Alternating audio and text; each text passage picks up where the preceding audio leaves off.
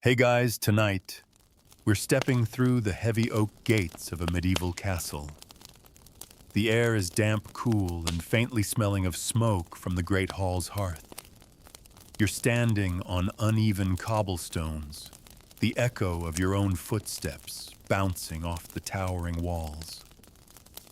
Torchlight flickers along the passageways, casting long shadows that sway as if they've been here for centuries, quietly keeping watch. In the distance, you hear the creak of a drawbridge, the faint snort of a horse in the stables, and the muffled chatter of guards swapping stories to pass the long night.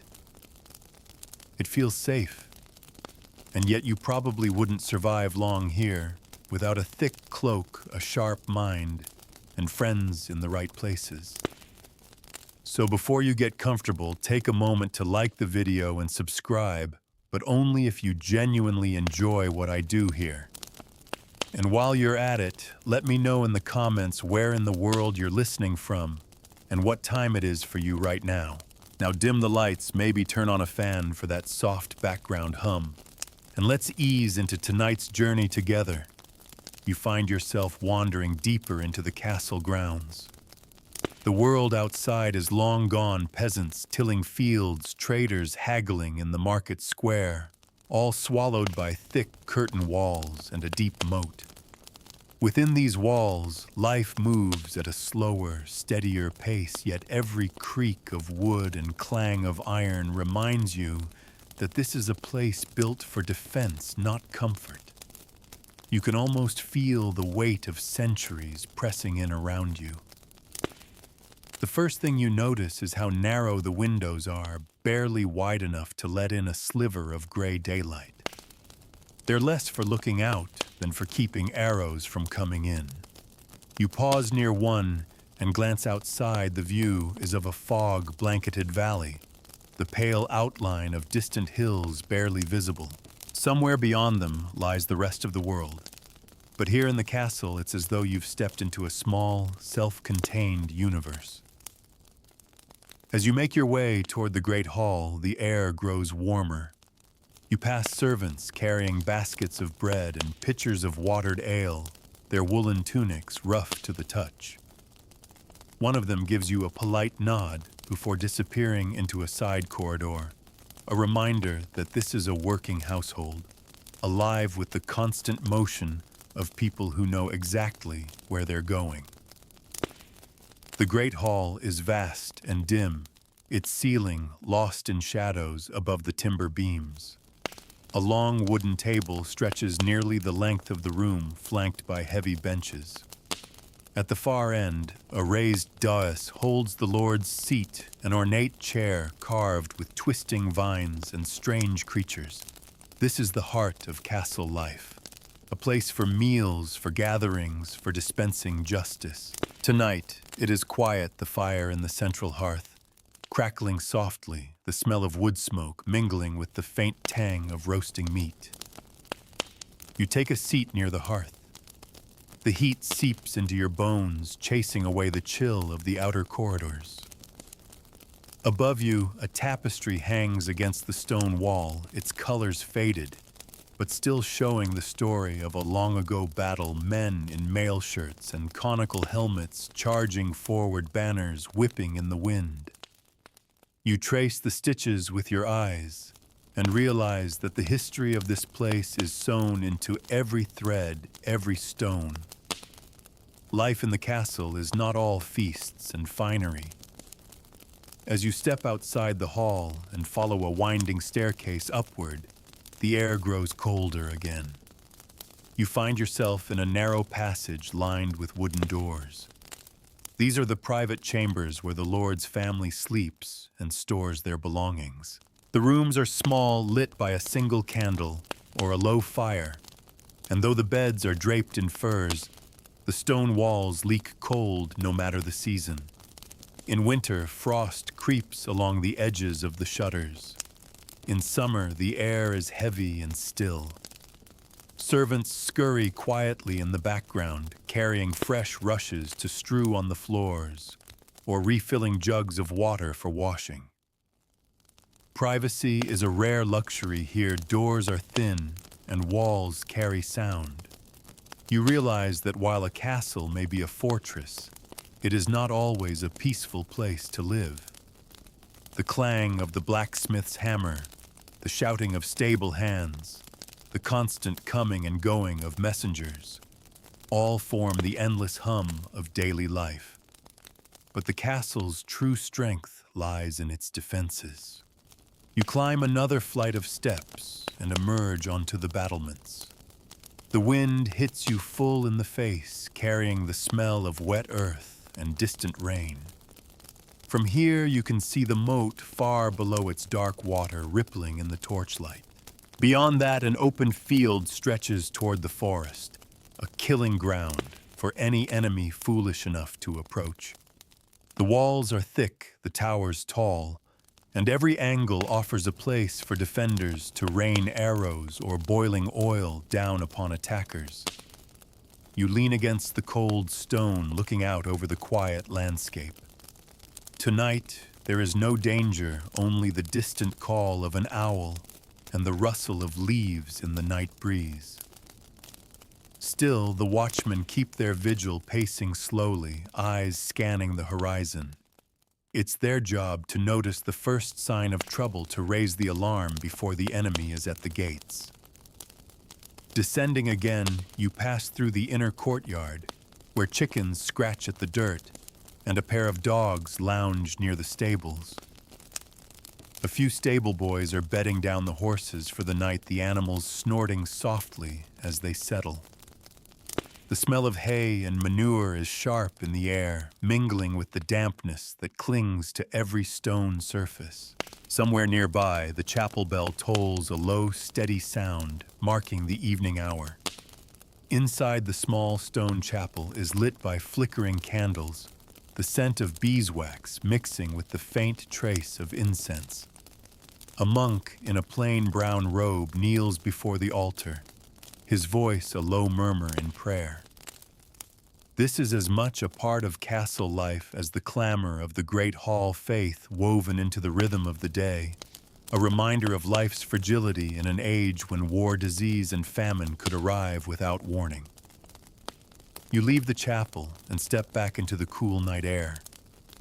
Overhead, the sky is scattered with stars, the moon casting pale light across the rooftops.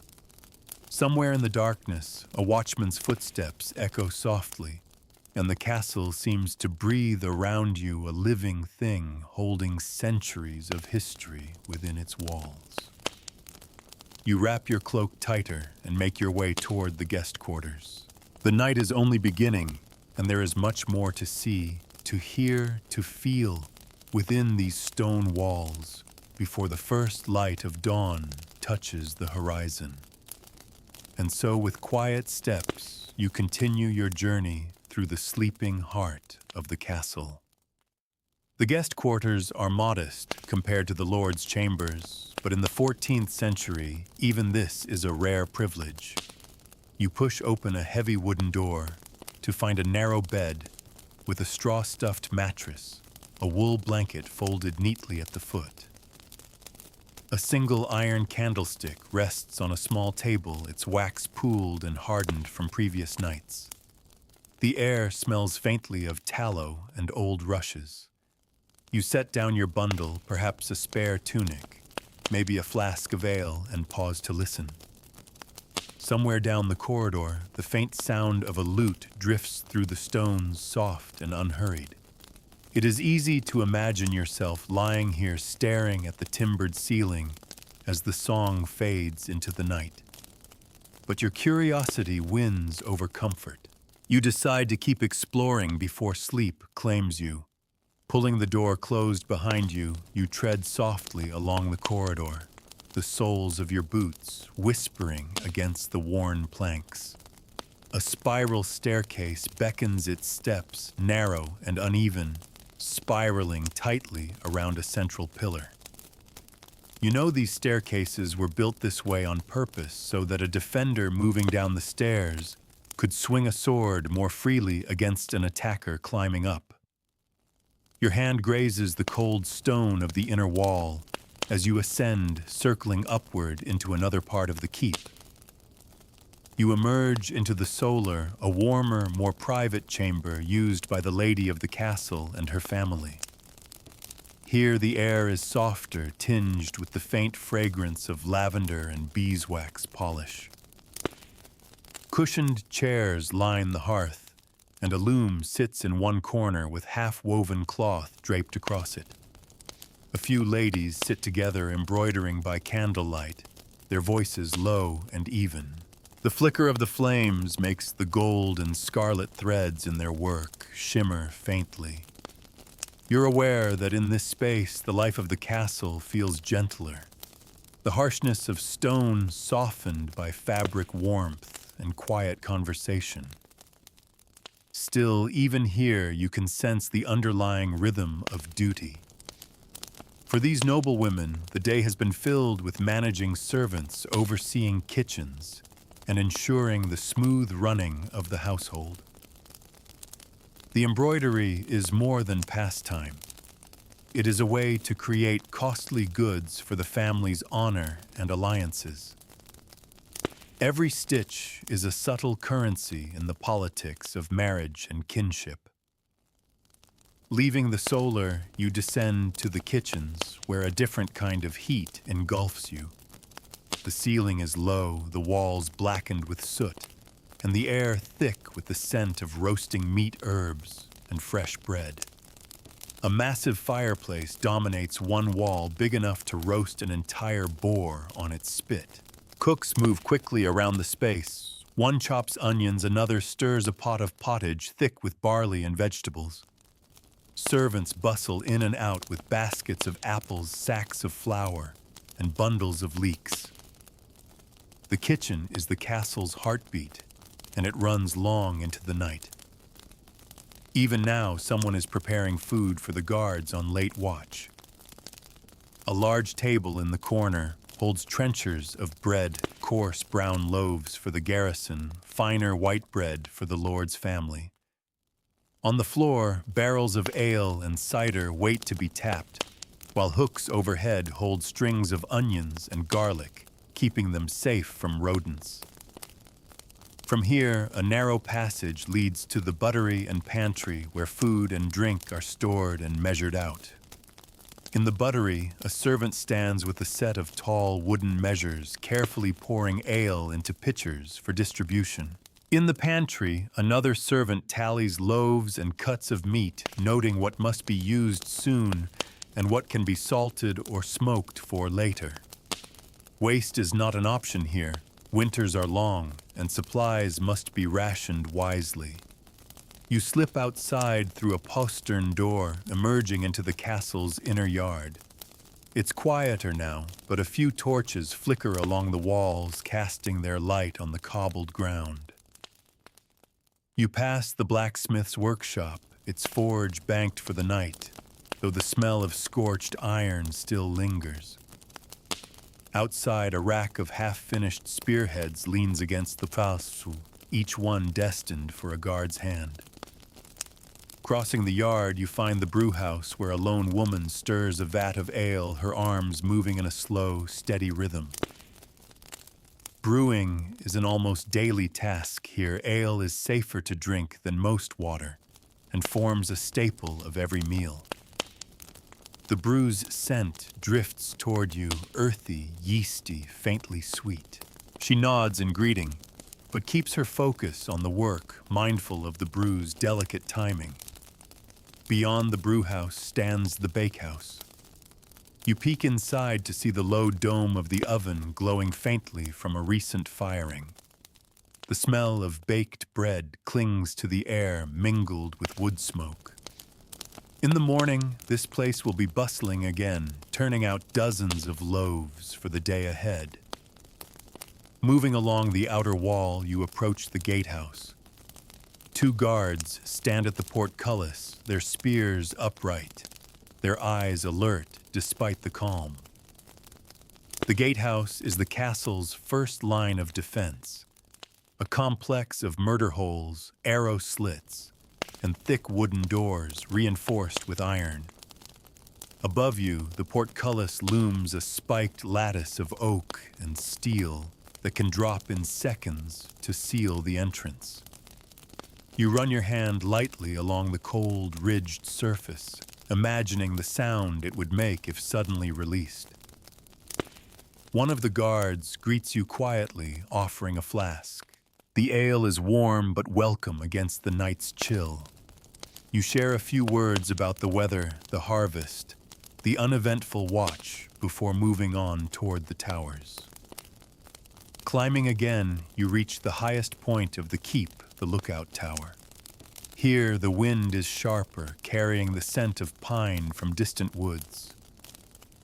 Below, the land rolls away in moonlit folds, fields, rivers, and dark forests stretching toward the horizon. The guards here are more silent, their eyes fixed outward, listening to the quiet, as much as scanning the darkness. From up here, you sense the isolation of castle life. It is a fortress, yes, but also a world apart, sealed against the dangers beyond the walls. In winter, snow might bury the roads for weeks, cutting off all but the most determined travelers. In times of war, the castle becomes both shield and prison, safe from attackers, yet bound within its walls. You descend once more, the wind still clinging to your cloak. Passing through the great hall again, you see that the fire has burned lower, its embers glowing red beneath the ash. A few men linger here speaking in low voices over cups of ale, but most have gone to their beds. You take a last walk through the quiet corridors. The stones hold the day's warmth in some places, in others they are as cold as ice. You pass closed doors, each with its own stories behind them. A squire dreaming of battle, a servant curled beneath thin blankets, a noblewoman writing by candlelight. The castle is never truly still, but it rests, gathering its strength for the day to come. Your own bed awaits. In the guest chamber, the candle has burned low, its light trembling against the walls. You lie down, pulling the blanket up to your chin, the faint scratch of the wool against your skin. Outside, the wind sighs along the battlements. You close your eyes, and for a moment, it's easy to believe you've always been here, tucked safely inside these ancient walls. You wake in the small hours, not from any loud noise, but from the subtle shifts of life that never fully stop inside a castle. Somewhere beyond your chamber door, a guard's boots scrape softly against the stone. A hinge creaks as someone opens a door down the corridor. Faint voices drift from below, perhaps servants stoking kitchen fires so bread can be ready by dawn. The air in your chamber is cool, and the wool blanket heavy on your chest. The faint scent of tallow lingers from the stub of a candle that went out during the night. You swing your legs over the side of the bed, your feet meeting the rough, uneven floorboards. The silence is deep, but never absolute. Slipping on your cloak, you step into the corridor. It is lit only by the faint orange glow of a wall-mounted torch at the far end. Shadows pool in the corners. As you make your way along, you pass a narrow slit window. Outside, the sky is of velvet black stars, faint against the darker silhouette of the surrounding hills. A few torches flicker along the battlements, their flames bending in the wind. You decide to visit the courtyard. Descending a spiral stair, you emerge into the chill of the night air. The ground glistens faintly as if touched by dew. Somewhere nearby, a horse stamps in its stall. You hear the gentle clink of metal as a stable boy adjusts a harness. He gives you a small nod, but says nothing, moving quietly, so as not to disturb the animals more than necessary. The yard is more peaceful at this hour than in the day's bustle. You pass the well at the center, a deep shaft lined with stone, its bucket resting against the winch. In daylight, servants would gather here to draw water for washing, cooking, and brewing. Now it sits silent, reflecting a sliver of moonlight. Drawn toward the gatehouse again, you find the night watch exchanging a few quiet words. One is rubbing his hands together for warmth, the other scanning the distant tree line. Their discipline is unyielding. Even on a calm night, eyes remain sharp. You pause, looking out through the portcullis toward the road that winds away from the castle. In the distance, you see nothing but darkness, though your imagination fills it with unseen travelers, or perhaps a lone wolf crossing the fields. Returning across the yard, you slip through a small doorway leading to the chapel. Inside, the cool stillness wraps around you instantly. The stone floor is cold beneath your boots. A single lamp burns before the altar, casting a soft circle of light over the carved figure of the Virgin and Child. In the front pew, an old priest kneels in silent prayer, lips moving faintly. His robe pools around him, and the candlelight makes his lined face seem almost carved from stone. This is one of the castle's quietest spaces, a place set apart from politics, chores, and military duties. For many within these walls, it is a refuge, a reminder that life has meaning beyond survival and duty. Here in the stillness, the air smells faintly of incense and wax. You leave the chapel as quietly as you entered. The courtyard's cold air bites at your face again. As you turn toward the inner keep, you notice the faintest light beginning to touch the horizon, not quite dawn, but the slow hint of it. The eastern sky carries a whisper of silver and pale blue. Inside, you make your way toward the kitchens, drawn by the low rumble of activity. Already the fire in the great hearth is roaring. The cooks are busy kneading dough, their hands moving with practiced efficiency. On a large table, dough rounds are covered with cloth rising slowly in the warmth.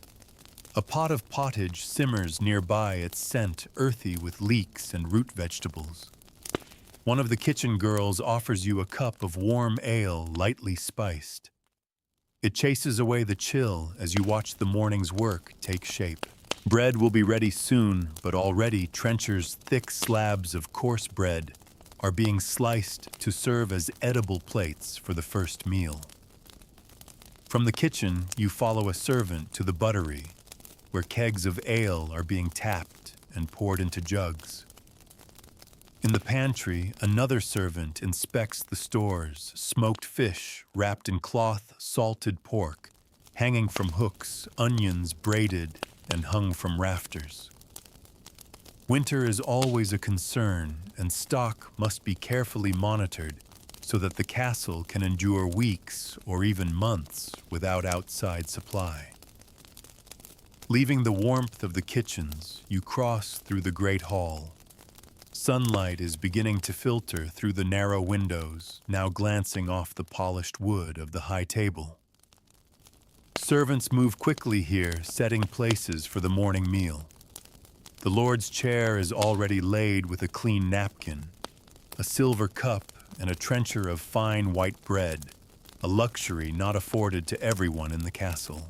As the day begins, the castle stirs in earnest. Guards change shifts, their replacements striding toward posts on the walls. The smithy's hammer rings out, echoing sharply in the morning air. The clatter of hooves announces the arrival of a messenger at the gate. His cloak is dusty, and his horse is lathered from the ride. He dismounts quickly, handing a sealed parchment to the guard captain before leading his mount toward the stables. In the yard, women are already at work at the laundry troughs, sleeves rolled high, hands red from the cold water. They pound linen against smooth boards, rinsing and wringing, before hanging the clothes on lines strung along the walls. The smell of soap root mixes with the fresh scent of morning air. Nearby children chase one another around a pile of firewood, their laughter ringing out in sharp contrast to the steady rhythm of chores. These are the sons and daughters of servants and soldiers, castle-born, their lives shaped entirely by the rise and fall of these stone walls. You wander toward the gardens inside the outer wall. Though modest, they provide the kitchen with herbs, onions, leeks, and sometimes berries in season. Now, in early spring, small green shoots are beginning to push through the dark earth. A gardener works slowly with a wooden rake, pausing now and then to straighten his back and glance at the sky. Following a narrow lane along the wall, you reach the kennels. Hunting dogs bark and pace, their eyes bright with anticipation. A boy scatters feed for the hounds, his laughter mingling with their excited whines. These dogs are prized not just for sport, but also for the meat they help bring to the Lord's table, deer boar, and sometimes wildfowl. The castle is now fully awake. From the armory, you hear the scrape of whetstones as weapons are sharpened. In the courtyard, a group of young squires practice with wooden swords, their blows clattering against each other's shields. A grizzled master-at-arms barks corrections, his voice cutting through the crisp air. Dust rises from the ground beneath their boots. All around you, the rhythm of the day unfolds with precision born of necessity. Every roll from the lowliest stable hand to the Lord himself contributes to the survival and order of the castle. There is little room for idleness. Even leisure here often has purpose. As the sun clears the walls and spills fully into the courtyard, you realize how the castle shifts from night to day, from quiet watchfulness to bustling industry, each phase a seamless part of its living cycle. And somewhere within these walls, your own day is just beginning. The bustle of the morning meal has begun to settle into the steady hum of daily work. You've lingered in this courtyard long enough to see the squires finish their sparring, their flushed faces beaded with sweat despite the cool air. They clatter away toward the armory, each carrying their own dented wooden shield, as if it were a badge of honor. You turn toward the great hall again, curious to see how the morning meal unfolds. Inside, the long tables are now mostly occupied. The high table set on the raised dais hosts the Lord, his family, and a few favored guests. Their breakfast is a spread of trenchers piled with slices of cold roast meat, soft cheese, and small loaves of fine bread. There is also a jug of warmed, spiced wine steaming faintly in the cool air. Lower down the hall, the fare is simpler. Barley bread pottage thick with cabbage and onion, perhaps a salted herring if the stores are generous. Cups of ale and small beer are passed along the benches, the liquid safer to drink than most water. The air is filled with the scrape of knives on wood and the low murmur of conversation. Servants weave through the crowded benches, refilling jugs and clearing empty trenchers. They work quickly, knowing that as soon as the meal ends, their tasks will shift again. Washing the wooden platters in the kitchen yard, scrubbing tables, sweeping rushes from the floor. This is the unending cycle of service in the castle: feed, clean, prepare, repeat. You notice that the great hearth has been stoked to life again, sending its warmth spilling into the room. Above it hangs a cauldron on a long iron chain, its contents bubbling quietly. This will simmer all day, the broth deepening in flavor as scraps of meat and vegetables are added. By evening, it will become the night's main meal. When the Lord rises from the table, conversation quiets slightly, and all eyes flick toward him. His day will be spent partly in governance, hearing disputes, managing lands, and perhaps conferring with his steward about accounts and supplies. For a moment, you imagine the constant balancing act of such a role warrior judge, host, protector. The weight of the castle's survival rests as much on decisions made in this hall as on the strength of its walls. You slip outside again, the sunlight now strong enough to warm your shoulders. The air smells faintly of baking bread drifting from the kitchens and the sharper tang of the smithy's forge. The blacksmith is already at work, his hammer ringing out in slow, deliberate strikes. Sparks fly in bright arcs each time metal meets metal. Nearby, an apprentice works the bellows, the rush of air feeding the fire until it glows white at its heart. From here, you wander toward the stables. The stable yard is alive with movement, grooms brushing horses, boys carrying buckets of water, the muffled thud of hooves on packed earth. A destrier, a great warhorse, stands tethered, its dark coat shining its massive head, turning as you approach. Its breath steams in the cool air, and it stamps once as though aware of its own power. In another corner, a smaller palfrey is saddled for a journey. Its rider, a well-dressed messenger, is checking the straps on his saddlebags. A guard hands him a sealed pouch, likely carrying letters or instructions for another estate. Within moments, he swings into the saddle, nods once, and guides his horse toward the gate. The clop of hooves fades as he disappears down the road. The morning hours in the castle are also a time for craftsmen.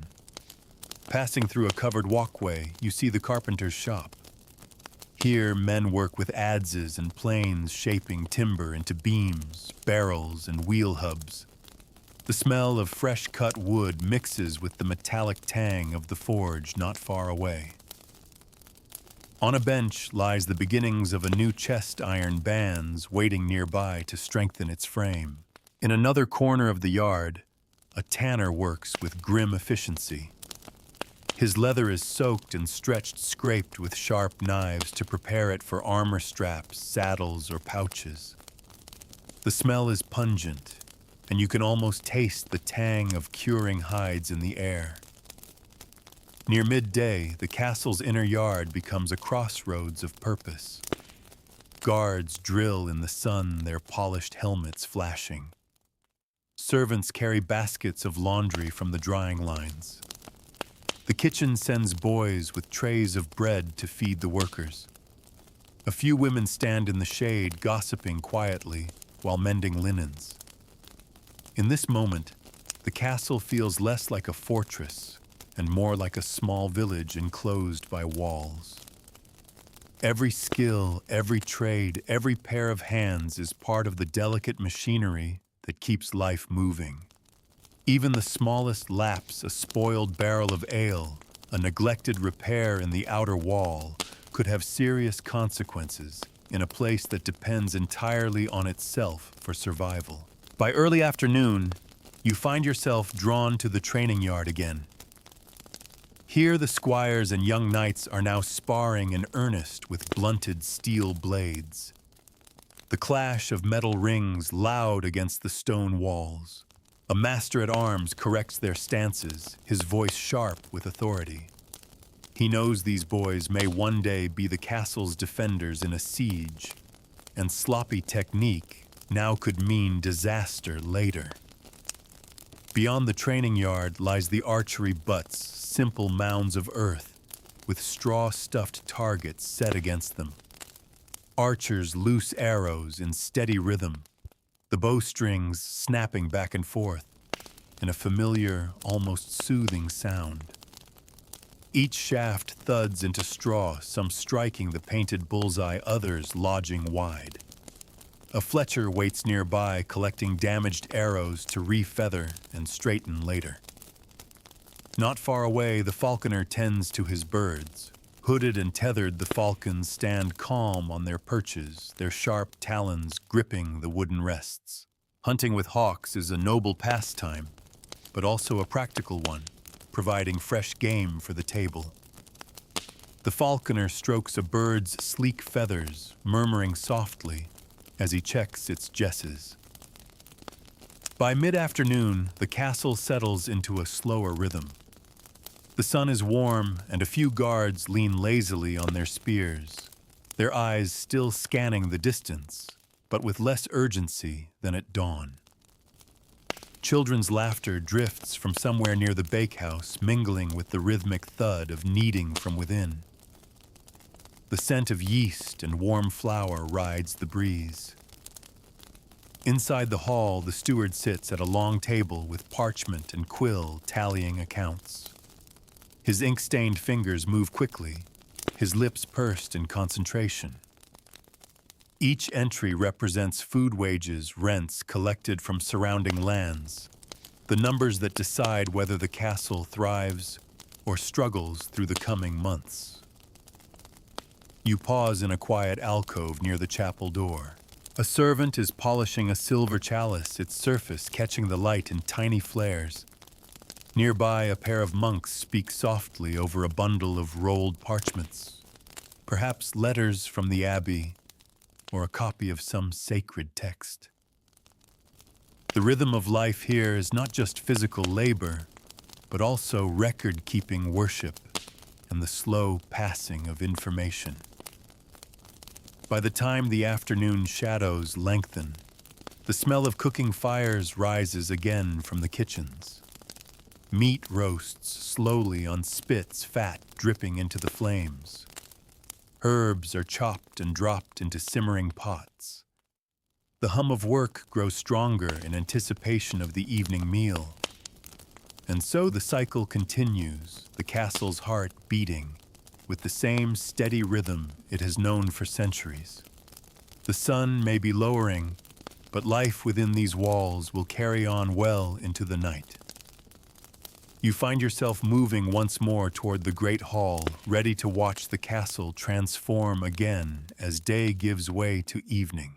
By the time you return to the great hall, the air has grown cooler, and shadows have begun to stretch across the flagstones.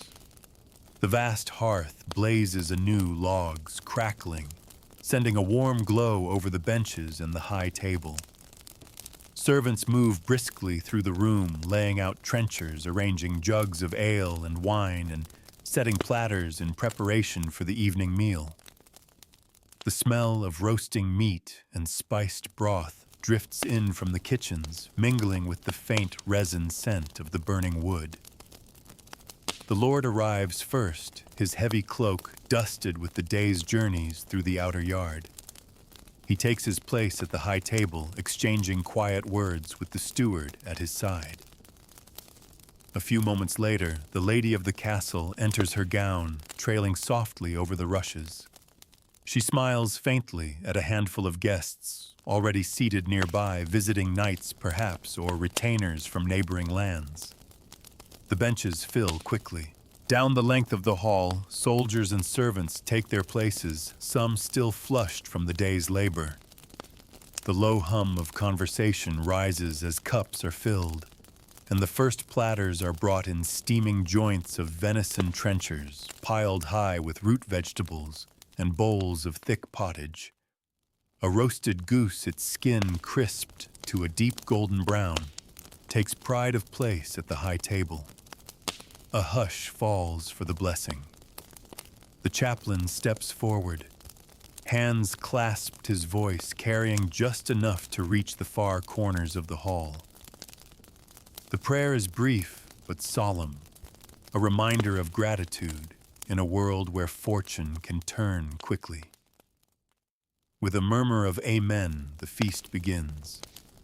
You watch as serving boys hurry between the kitchen and the hall, balancing heavy platters, weaving deftly between the crowded benches. Their faces are flushed from the heat of the kitchen, and they move with the speed of those who know the Lord does not tolerate delays when it comes to his table. The noise swells, the clink of knives on platters, the scrape of benches on stone, bursts of laughter from a table of guards who've already begun swapping stories of the day. Somewhere a minstrel strikes up a gentle tune on a lute, his fingers dancing over the strings as he weaves a soft melody through the background hum. At the high table, the conversation is quieter, more deliberate. The Lord leans toward a visiting knight, discussing in low tones the condition of a distant road and whether certain tolls should be increased. The lady listens occasionally, interjecting with a question or observation. Politics in a castle rarely rest, even over a shared meal. A servant offers you a trencher. You tear a piece of coarse bread from its edge and dip it into the thick pottage, the broth rich with leeks, barley, and a hint of rosemary. Beside it, a slice of roasted venison glistens in the firelight, tender and deeply savory. The ale in your cup is warm but smooth, its malty sweetness balancing the heaviness of the food. The minstrel's song changes now a livelier tune.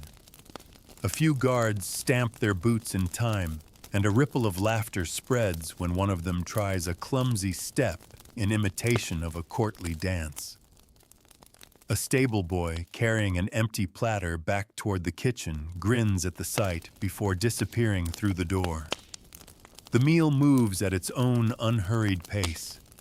Between courses, servants sweep away used trenchers and refill cups. The next round of food appears spiced stews, thick with dried fruits, platters of hard cheese and small pies filled with minced meat and herbs.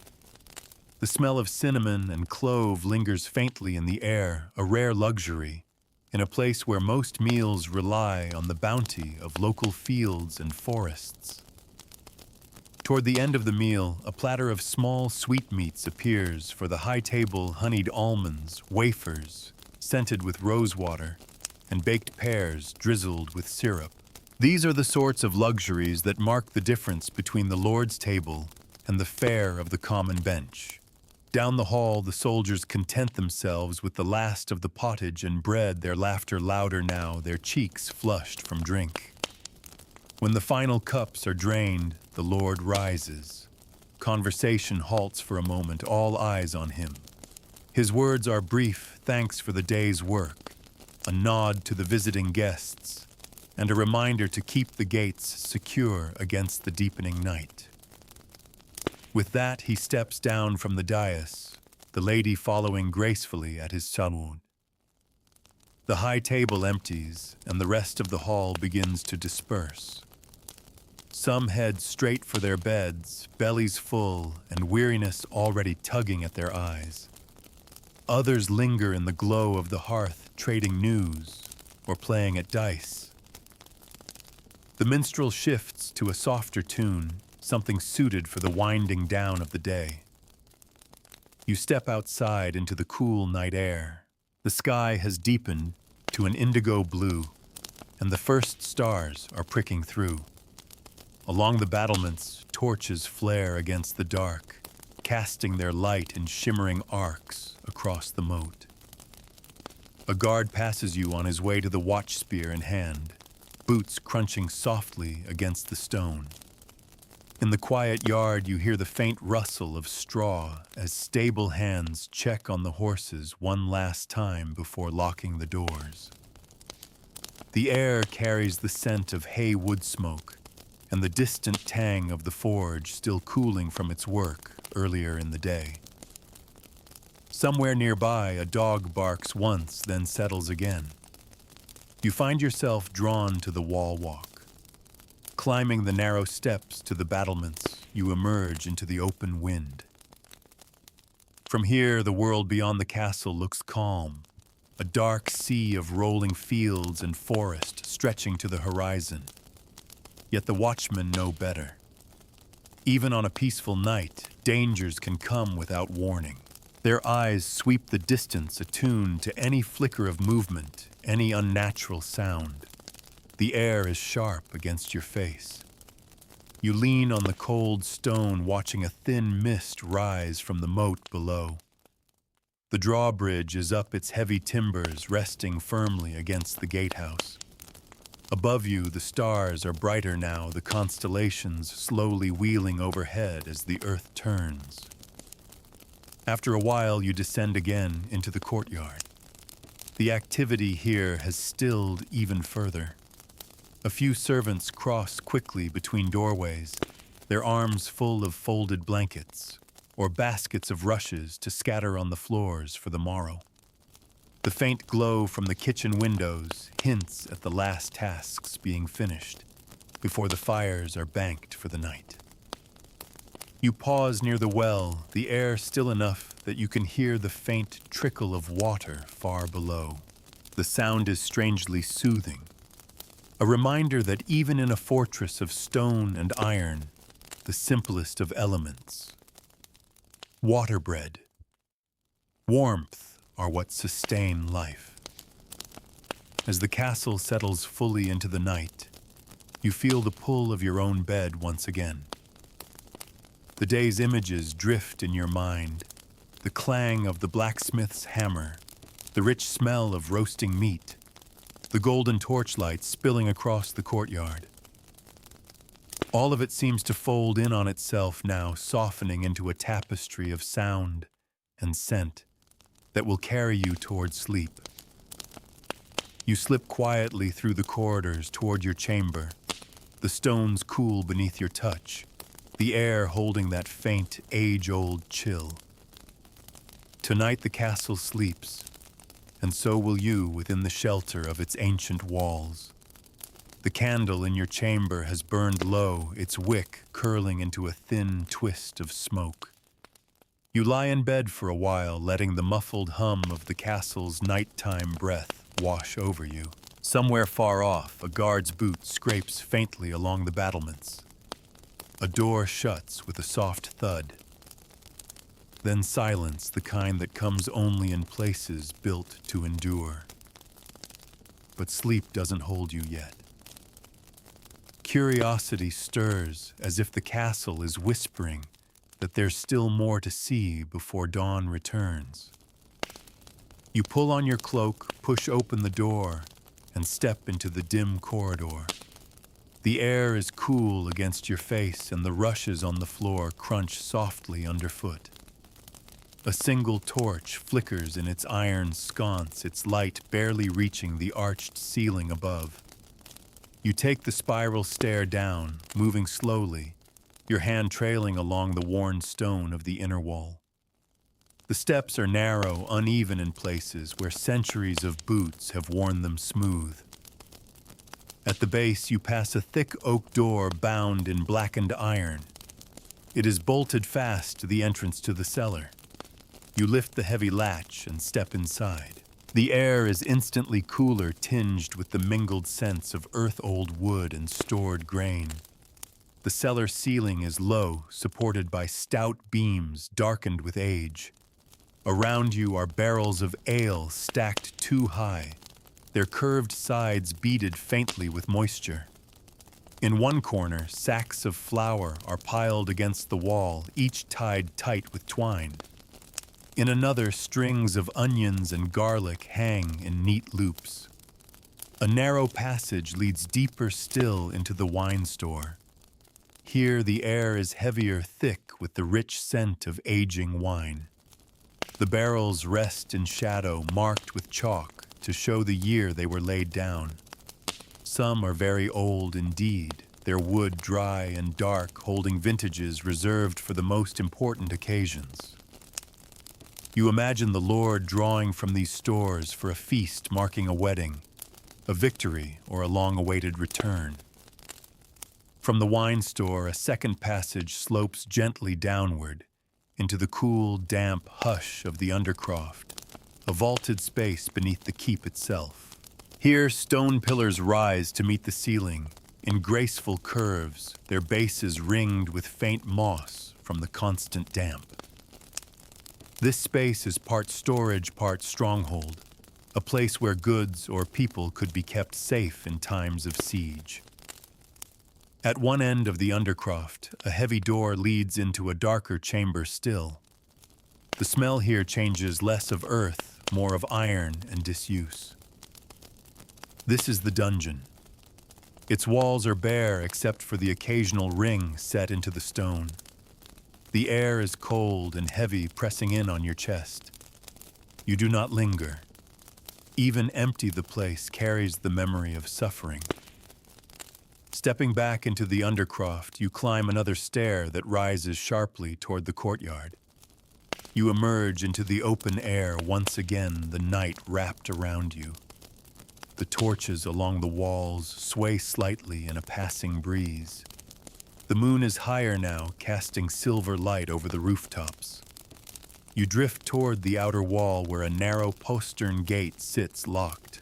This small door is used for quiet comings and goings, a way to slip people or messages in and out without opening the great gates. Tonight, it is barred, the iron bolt gleaming faintly in the moonlight. From here, a path leads you toward the southern tower. Inside the spiral stairs, climb tightly, the walls damp in places from the cool night air. You emerge onto a narrow wall walk that runs along the inner side of the battlements. A guard nods to you in passing, his spear tip catching the torchlight. He moves on without a word, pacing his silent watch. You pause near an arrow slit and look out. Beyond the moat, the land rolls gently away, fields silvered by moonlight. In the far distance, a stand of trees stirs faintly in the breeze.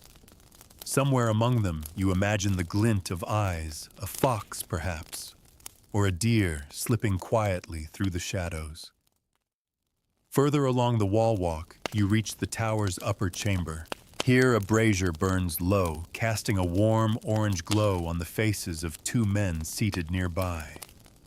One is mending a length of chainmail, the pliers clicking softly in the quiet. The other whittles at a piece of wood, curls of shavings gathering at his feet. They glance up briefly as you enter, then return to their work, each absorbed in the quiet companionship of shared watch duty. From the southern tower, you descend again into the heart of the castle. The courtyard is nearly empty now, save for a kitchen boy carrying a bucket of scraps toward the pig pen. The animals stir at his approach, their low grunts carrying across the yard. He tips the bucket, and the smell of vegetable peelings and stale bread drifts briefly before the pigs settle to their meal. You cross to the chapel, drawn again to its stillness. Inside, the single lamp still burns before the altar, though it has guttered lower. The priest is gone now, but the space holds his absence like a held breath. The air is cool, scented with the faint sweetness of beeswax. You sit for a moment in the front pew, letting the quiet seep into you. When you step back outside, the castle's sounds have softened even more. A faint creak of timber from the stables, the occasional clink of metal from a guard shifting his weapon, the distant hoot of an owl. You realize how far removed this life is from the noisy chaos of the outer world, the constant chatter of market squares, the clamor of merchants and carts, the unpredictable flow of strangers. Here the rhythms are slower, steadier, bound by walls and by habit. Back in your chamber, you sit for a moment on the edge of the bed, loosening the ties of your cloak. You feel the faint scratch of wool on your fingertips, the weight of the day settling into your limbs. Outside your narrow window, the stars are wheeling slowly across the sky. You lie down, drawing the blanket over you, and close your eyes. Somewhere in the quiet distance, a guard calls to another on the wall, their voices muffled by the stone. The castle sleeps, but it never fully rests, a living thing whose pulse you've now felt in its deepest, quietest hours. Tomorrow, the sun will rise on another day of work, of watch, of the endless, steady rhythm that keeps this fortress alive. For now, you drift slowly toward sleep, safe within its thick walls and ancient heart. You wake again, this time, to the faintest thread of light creeping along the seam of your shuttered window. Dawn in the castle does not come all at once. It begins with a pale grayness seeping slowly into stone corridors, glancing faintly off polished wood and brass, and stirring those whose work must begin before the day properly arrives. From your bed you hear the distant scrape of the kitchen door as someone slips outside to draw water from the well. The bucket's iron handle clinks gently as it is lowered. There's the faint splash of it striking the surface far below, then the creak of the winch pulling it back up. You lie for a moment listening to the rhythm, steady, ancient, unchanged for centuries. The air in your chamber is cool enough to make you hesitate before throwing back the blanket. The rushes on the floor feel crisp beneath your bare feet. As you pull on your tunic and cloak, the scent of last night's fire still lingers faintly in the wool. You step into the corridor, where the light is softer still, barely catching in the wavering flame of a torch set into the wall. You take the familiar spiral staircase down into the lower hall. The stones feel cold under your boots, and the air carries that mingled scent of damp stone wool and wood smoke. The great hall is nearly empty.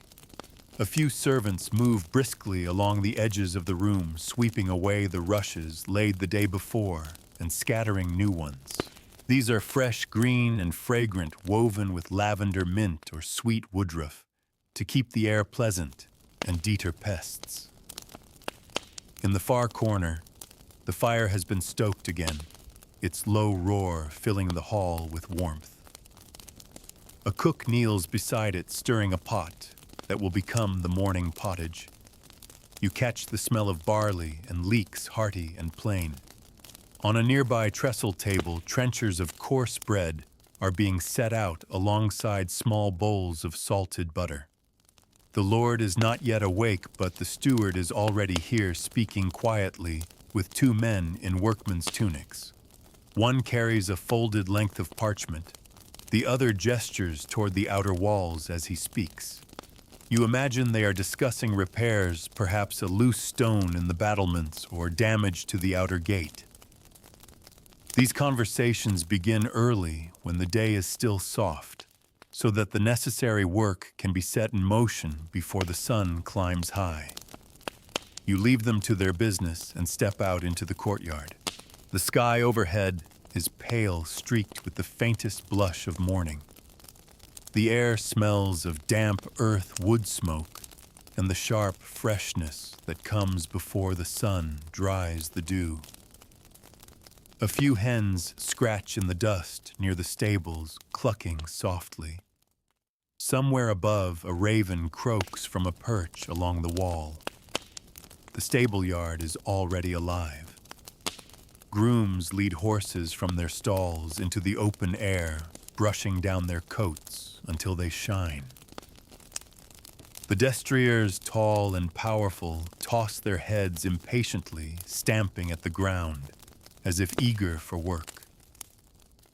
Smaller palfreys stand more calmly, their eyes half closed in contentment, as they are saddled for light riding. Beyond the stables, in a small enclosed paddock, a group of squires are feeding the hunting dogs. The hounds' tails whip back and forth as they gulp down their portions, the air rich with the smell of raw meat. The kennel master watches closely, ensuring each animal gets its share. From here, your path takes you toward the outer curtain wall. The masons are already at work, their tools clinking softly against the stone. One kneels at the base of the wall, pressing fresh mortar between the blocks. Another checks the alignment of a newly fitted stone with a careful eye. Repairing the walls is an endless task, for wind, rain, and frost never rest. You climb a narrow stair to the wall walk, where the view spills wide in the clean morning light. Beyond, the moat fields stretch toward the edge of the forest, their furrows catching the first rays of the sun. Here and there, you can see wisps of smoke rising from the cottages of farmers who live under the Lord's protection. Farther still, the dark mass of the woods begins its tangled canopy, hiding countless paths, streams, and perhaps a few secrets known only to those who hunt there. A watchman greets you with a nod. His spear rests lightly in his hand, his eyes scanning the horizon. At this hour, the world feels open and peaceful. Yet the stillness is deceptive. He knows as well as anyone that trouble can appear without warning. You follow the wall walk toward the gatehouse. Below, the drawbridge is being lowered for the first time today, its chains clanking as it eases down to meet the road. The portcullis remains raised for now, its black iron teeth gleaming faintly in the light. Two guards stand to either side, speaking in low voices as they watch for the first arrivals. Already you see movement on the road, a small cart drawn by a sway-backed mule, its driver bundled against the morning chill. Behind it walks a man leading a pair of goats, their bells chiming softly as they come closer. The day's business at the gate is about to begin. You descend into the gatehouse where the sergeant of the watch stands with his ledger. He greets the carter, inspects his load, and exchanges a few words before waving him through. The goats follow their hooves, tapping against the timbers of the drawbridge. The sounds echo faintly in the chamber as they pass. Once outside the gatehouse again, you make your way back into the heart of the castle. In the kitchen yard, a woman kneels beside a low bench, shaping dough into neat rounds. The bakehouse oven smokes gently, its arched mouth glowing faintly from the fire within. Soon the smell of baking bread will fill the yard, drifting even up to the battlements. Nearby, the brewhouse is busy as well. A young man stirs a vat of ale with a long wooden paddle, the surface foaming gently. The air here is heavy with the warm scent of malt and yeast. Brewing is as much a part of the castle's life as guarding the walls, a daily rhythm, as essential as the changing of the watch. By mid-morning, the sun has fully risen, pouring light into the courtyard. The chill begins to lift, and the air hums faintly with the sounds of work. The ring of a blacksmith's hammer, the rasp of a saw in the carpenter's shed, the shouts of squires as they practice in the yard. You pause for a moment, taking it in, the ordered bustle, the mingling scents of wood-smoked bread and fresh air, the shifting tapestry of voices and footsteps. This is the castle's true heartbeat, not the great feasts or the rare ceremonies, but the countless small acts that repeat every day, weaving life through stone walls that have stood for generations. Somewhere deep inside you, there's the quiet awareness that you could walk these same paths tomorrow, or 100 years ago, and see almost the same sights. The faces would change, the fashions alter, but the rhythm, the rise and fall of the castle's daily tide would remain the same. And as you turn toward the great hall once more, ready to see what the rest of the morning brings, you realize you've begun to feel not just like a visitor here, but almost like someone who belongs. The morning in the great hall is different from the solemn quiet of night or the hushed first light before work begins. By now, the benches are half filled with those taking their first meal of the day. The smell of fresh bread and warm ale drifts thick through the air, mingled with the faint smoke curling from the central hearth. The fire's orange glow dances across the carved beams, catching here and there on a glint of brass, or the dull gleam of a helmet left on a table. You pass by the long trestle tables where men-at-arms sit hunched over their trenchers. They eat steadily, but without great ceremony, coarse bread, thick pottage, a wedge of cheese, perhaps a slice of yesterday's cold meat, if they're fortunate. The ale is dark and mild, poured into wooden cups that have been used by the same hands for years. Conversation here is practical, brief words about guard rotations, the weather, or the mending of gear. At the high table, the Lord's family takes their meal with a touch more formality. The bread is finer, the cheese softer, and the ale sweeter. A servant stands quietly behind the Lord's chair, ready to fill his cup or fetch an extra portion. The lady speaks with a visiting guest, perhaps a reeve from a nearby village, about the planting of spring barley in the outer fields. Every word is careful. Even breakfast here is threaded with the quiet business of governance. Once the meal is finished, the hall begins to empty. Servants move in to clear trenchers, sweep away crumbs, and refresh the rushes underfoot. The air, momentarily filled with the sound of many voices, slips back into the softer hum of daily work. The steward and the clerk carry parchments to a side chamber, where accounts will be reckoned. The Lord retreats to his solar with his chaplain, and a man in a hooded cloak, perhaps to discuss a matter not meant for wider ears. You step outside again into the brightening courtyard. The sunlight is higher now, glancing off the pale stone and throwing strong shadows beneath the walkways. The armory is alive with the scrape of whetstones as weapons are sharpened. A young squire polishes a steel breastplate until he can see his own reflection in it. The master-at-arms checks racks of spears, ensuring the shafts are sound and the iron tips securely fastened. From the armory, your path takes you toward the training ground. Here, a group of younger squires are practicing mounted skills. They guide their horses at a trot toward wooden quintains, rotating targets with a broad shield on one side and a weighted bag on the other.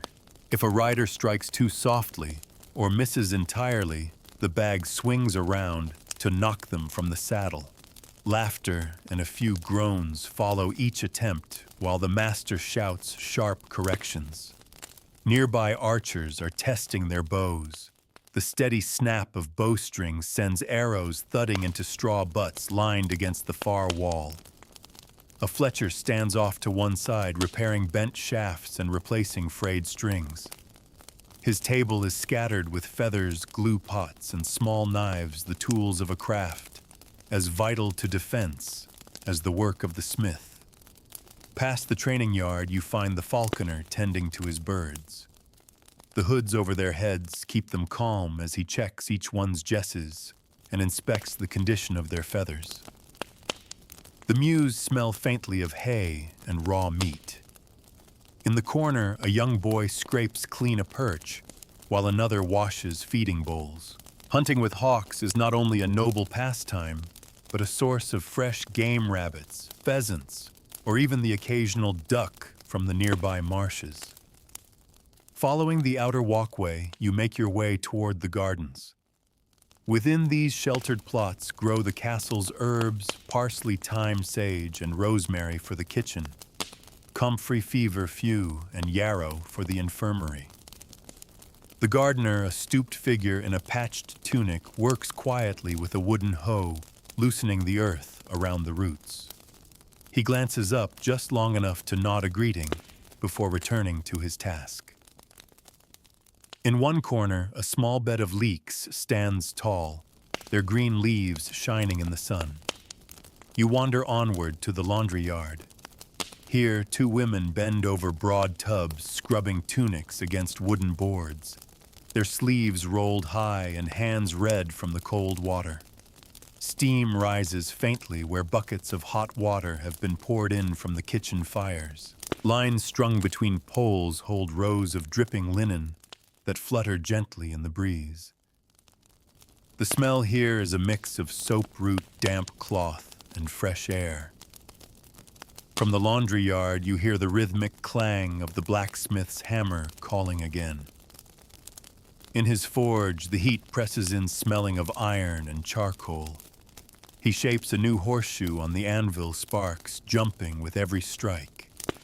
The apprentice works the bellows with steady determination, feeding the fire until it roars. On a nearby bench lie completed pieces, spear tips, hinges, nails, and tools for the carpenter. Every item is essential to keep the castle's daily life in motion. By now, the sun is well up and the morning work is in full swing. In the kitchen yard, a servant chops onions for the midday meal, blinking against the sting. The bakehouse door stands open, and the smell of warm bread drifts into the yard. A woman passes you carrying a basket piled high with loaves bound for the great hall. You follow her inside, where the hall is being readied once more. The trestle tables are set with cups and trenchers, and the hearth fire is blazing.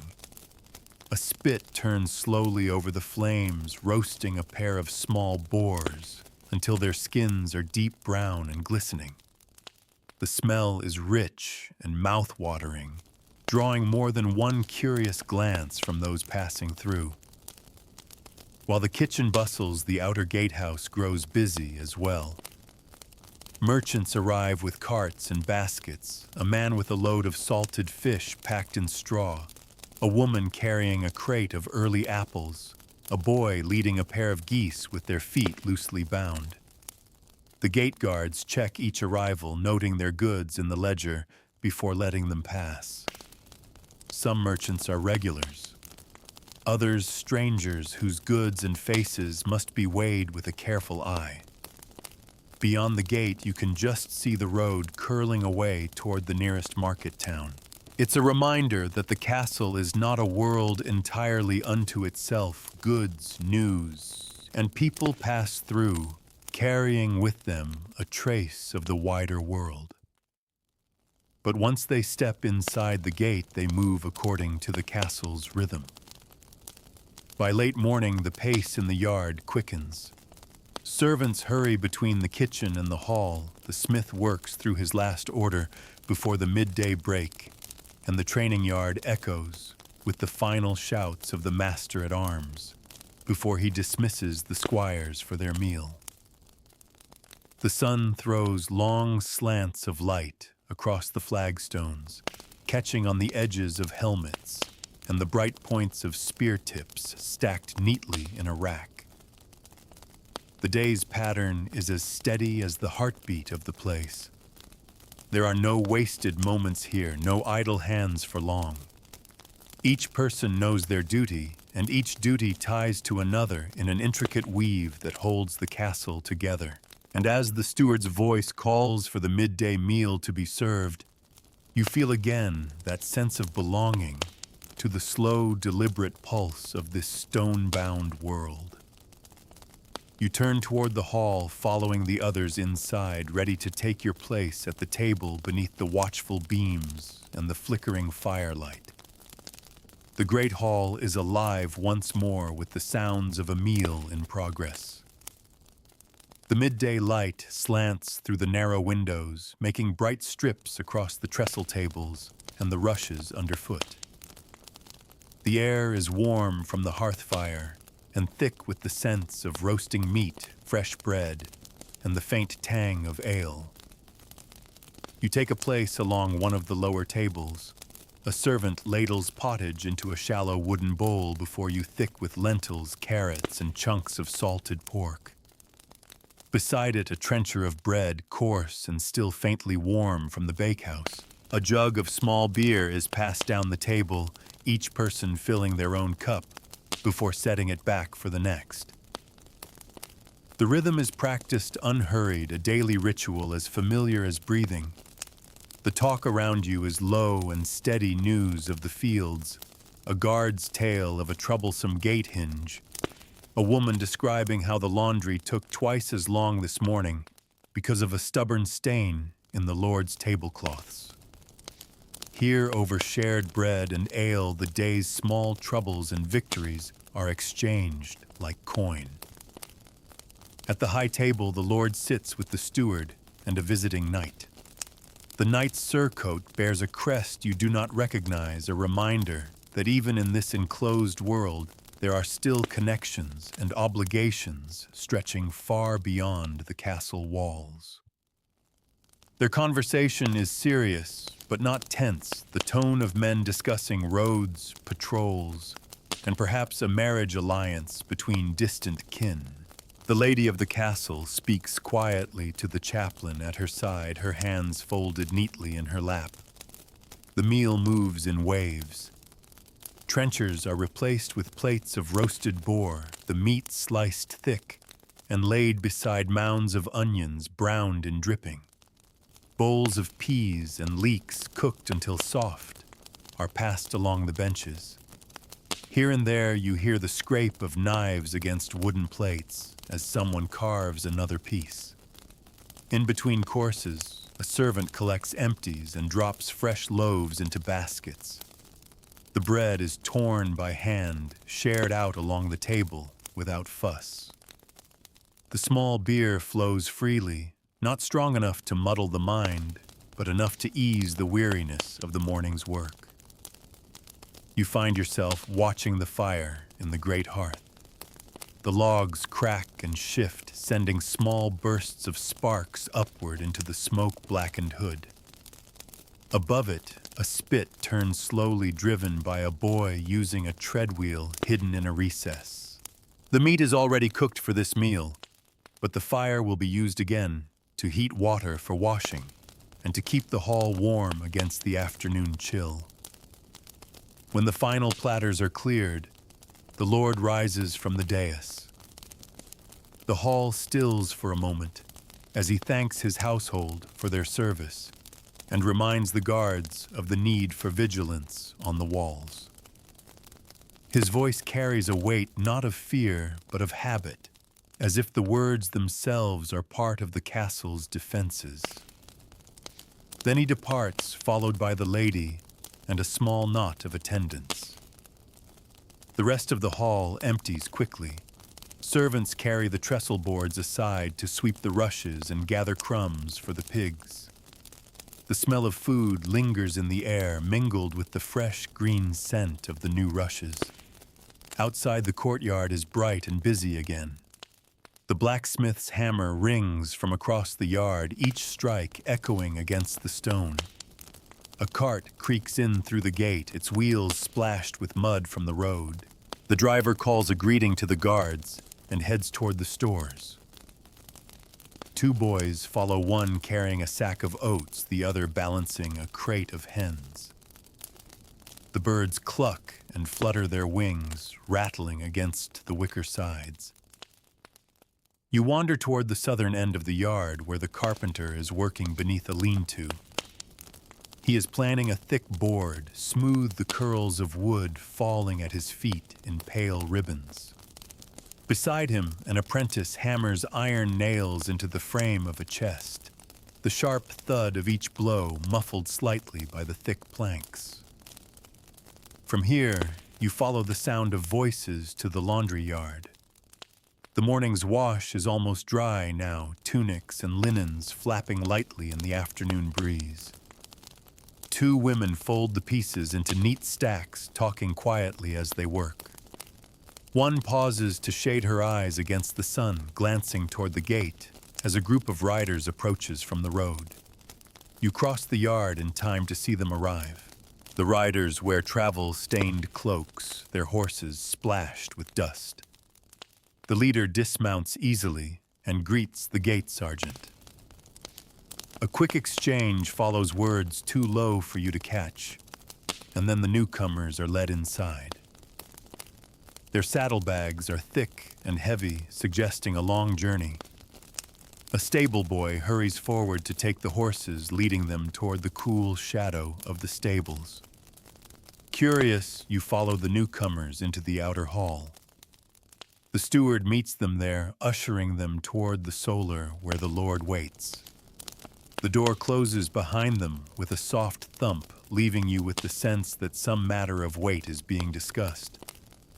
Life in the castle may seem self-contained, but news and visitors from beyond the walls always ripple through its routines. Turning back toward the courtyard, you notice a group gathering near the chapel. It is the chaplain speaking to a cluster of servants and guards. His tone is measured, the words carrying the rhythm of instruction, perhaps arranging tomorrow's service. or reminding them of a saint's feast to be observed. The people nod, some crossing themselves before dispersing back to their work. The afternoon moves steadily on. In the training yard, the squires have returned to their drills. The clash of wooden practice swords rings out again, punctuated by the sharp bark of the master-at-arms corrections. Near the wall, a pair of boys chase a runaway chicken, their laughter trailing behind them as they dodge between barrels and carts. From somewhere along the battlements comes the faint call of a guard changing watch. His replacement answers from below, and the sound of boots on stone marks the changeover. The rhythm of guard duty never falters, no matter what else stirs inside the walls. You climb the nearest stair to the wall walk and take in the view. The sun has begun its slow descent, softening the light over the fields beyond the moat. A faint haze blurs the far edge of the forest. From up here, the sounds of the courtyard below seem smaller. The hammer on the anvil, the murmur of voices, the occasional bark of a dog. As you lean on the battlement, you feel the rough texture of the stone beneath your fingers, worn smooth in places by countless other hands.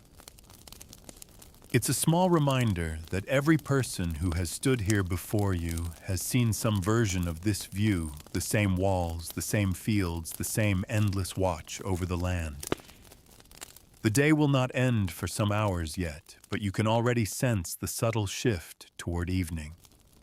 Shadows stretch longer across the yard.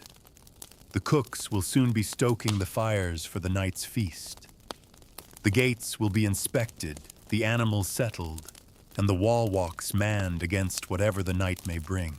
And you will keep walking these paths, seeing the castle prepare itself once more for the cycle to begin again.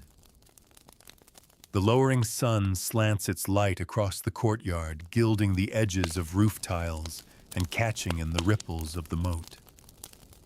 The air feels different now, less bright and busy, more deliberate, as though the castle itself senses that it must gather its strength for the night ahead.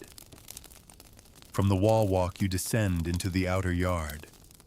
The blacksmith is putting the last touches on the day's work, quenching a glowing horseshoe in a bucket of water. Steam hisses upward in a brief cloud. He sets the cooled iron aside with a small nod of satisfaction, then begins putting away his tools. The forge fire will be left banked overnight, glowing faintly until it's stoked again at dawn. The kitchen yard is already stirring with preparations for the evening meal. A pair of servants carry baskets of vegetables from the garden, the greens still damp with dew from the shaded earth. Another comes from the larder with a side of salted pork over his shoulder. The air here is a mingling of scents, chopped leeks, crushed garlic, and the rich aroma of meat beginning to roast over the kitchen hearth. Inside the kitchen, the great cauldron bubbles, steadily filling the room with steam. A cook sprinkles in handfuls of herbs, rosemary, sage, a pinch of thyme, while another bastes a joint of beef with its own sizzling juices. A boy turns the spit with practiced rhythm, his eyes on the meat to ensure it browns evenly. In the far corner, a table is crowded with pies in various stages of preparation, some already crimped and ready for the oven, others still being filled with minced meat and onions.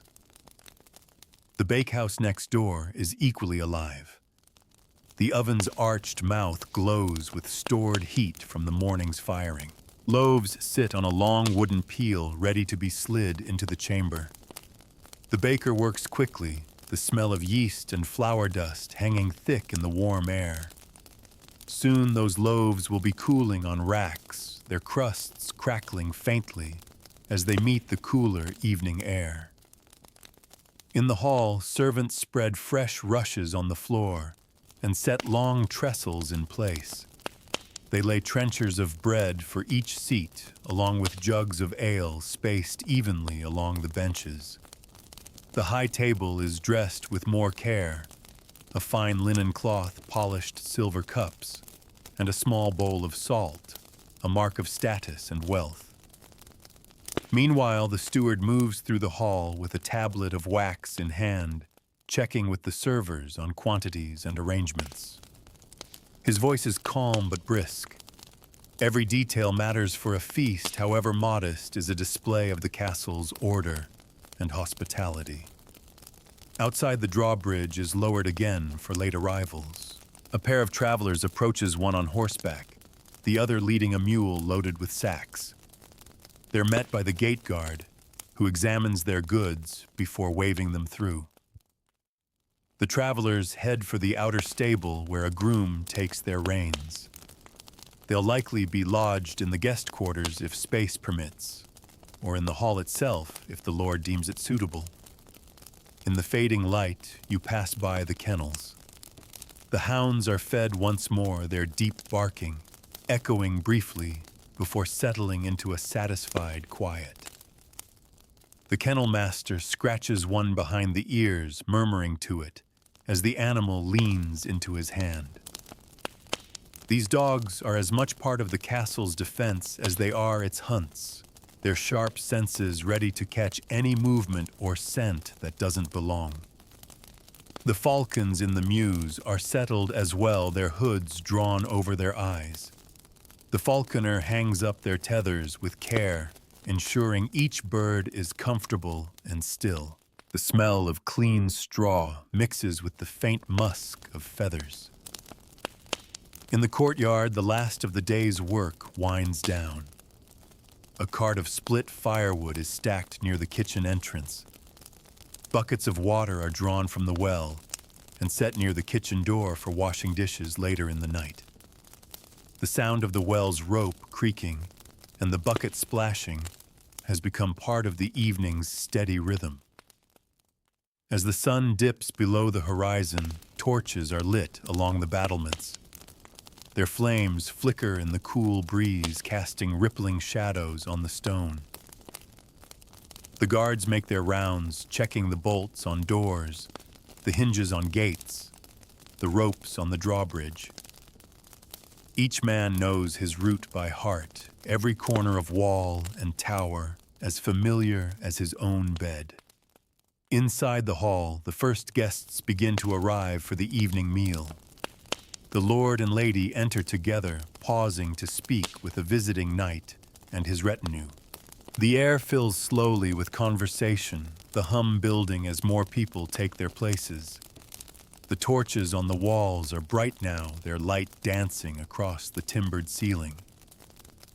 The meal begins with the blessing, the chaplain's voice carrying clearly in the warm air.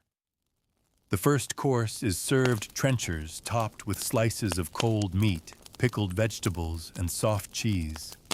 The ale flows freely, the cups refilled before they are empty. Soon, the main dishes arrive, roasted beef, seasoned pies, bowls of vegetables swimming in butter.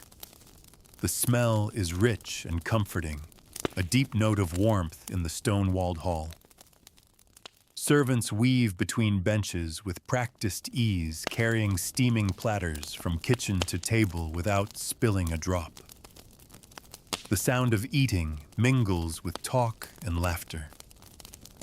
At the high table, the lord discusses news from the nearby market town, a shipment of wool arriving ahead of schedule, a dispute over fishing rights in a stream that marks part of his boundary. The lady listens attentively occasionally, leaning toward the steward to pass along a quiet instruction.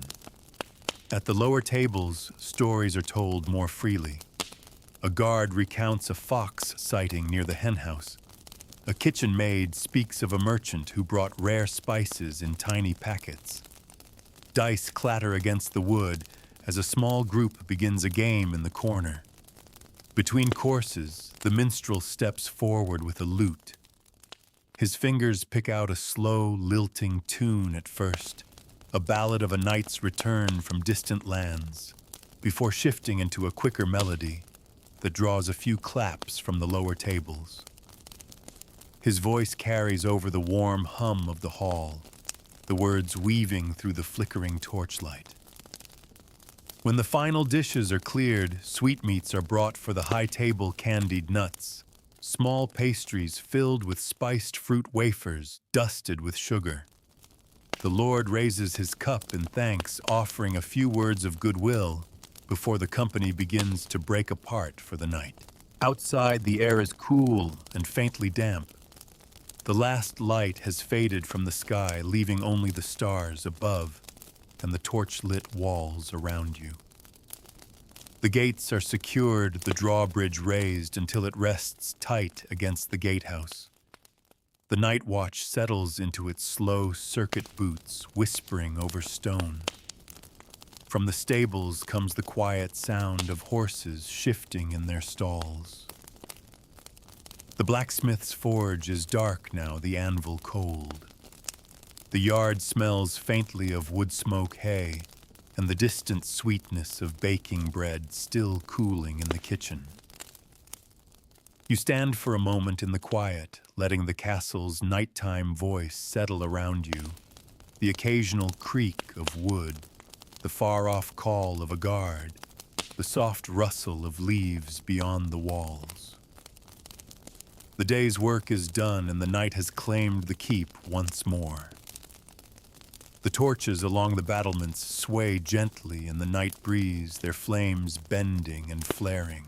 Above you, the stars hang bright and steady, constellations unchanged, since long before this castle's walls were raised. Somewhere beyond the curtain wall, the moon peers over the treetops, silvering the edges of the leaves and throwing long, pale glimmers over the moat's still water. You cross the courtyard slowly, hearing your own footsteps echo against the stone. The sounds of the feast have faded into memory. Now the keep hums with a quieter life. Guards pass by in pairs, their spears glinting in the torchlight. A stable boy carries a lantern toward the kennels, the yellow light bobbing in the dark. From a high tower comes the faint clang of a bell, a signal for the changing of the watch. Drawn by the sound, you climb a narrow stair to the wall walk. The night air is sharp against your face, and the cold stone beneath your hands feels older than memory. The watch captain stands near the southern tower, speaking softly to the men taking over the next shift. They exchange brief nods. There is no room here for long farewells, and those relieved of duty head for the warmth of the guard room below. The new watch takes its place, pacing slowly along the wall. One pauses at an arrow slit to scan the dark beyond. Another leans over the parapet for a moment, listening to the faint rustle of the trees. Their vigilance is a living thing, unbroken, tireless, for the castle's safety depends on it. From this height, the land beyond looks hushed and timeless. A ribbon of road winds away toward unseen villages, its pale track catching the moonlight in places. The forest is a darker mass against the horizon, and somewhere within it, an owl hoots its call, carrying clearly in the stillness. You walk the length of the wall walk, your boots sounding softly on the worn stone. The scent of wood smoke drifts upward from the courtyard, mingled with the faint tang of damp earth. At the far tower, a brazier burns low, casting a small circle of light over a pair of guards huddled close to its heat.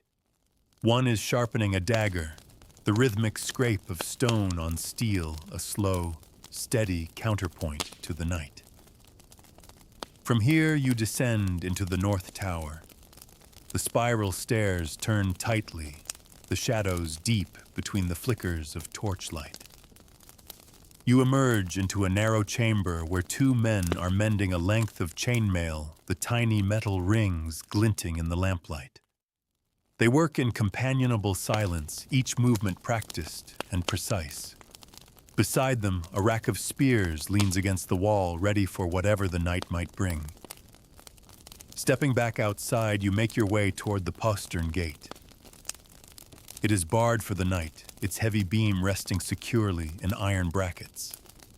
The guard stationed here checks it once more, running his hand along the bolt to be certain. Beyond the gate, only darkness waits the quiet countryside, folded deep under the cover of night. The chapel door stands slightly ajar, and you slip inside.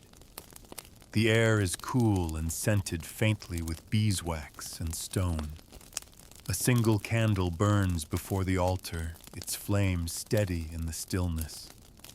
In the front pew, a monk sits bowed in prayer, his voice a low murmur barely audible over the hush.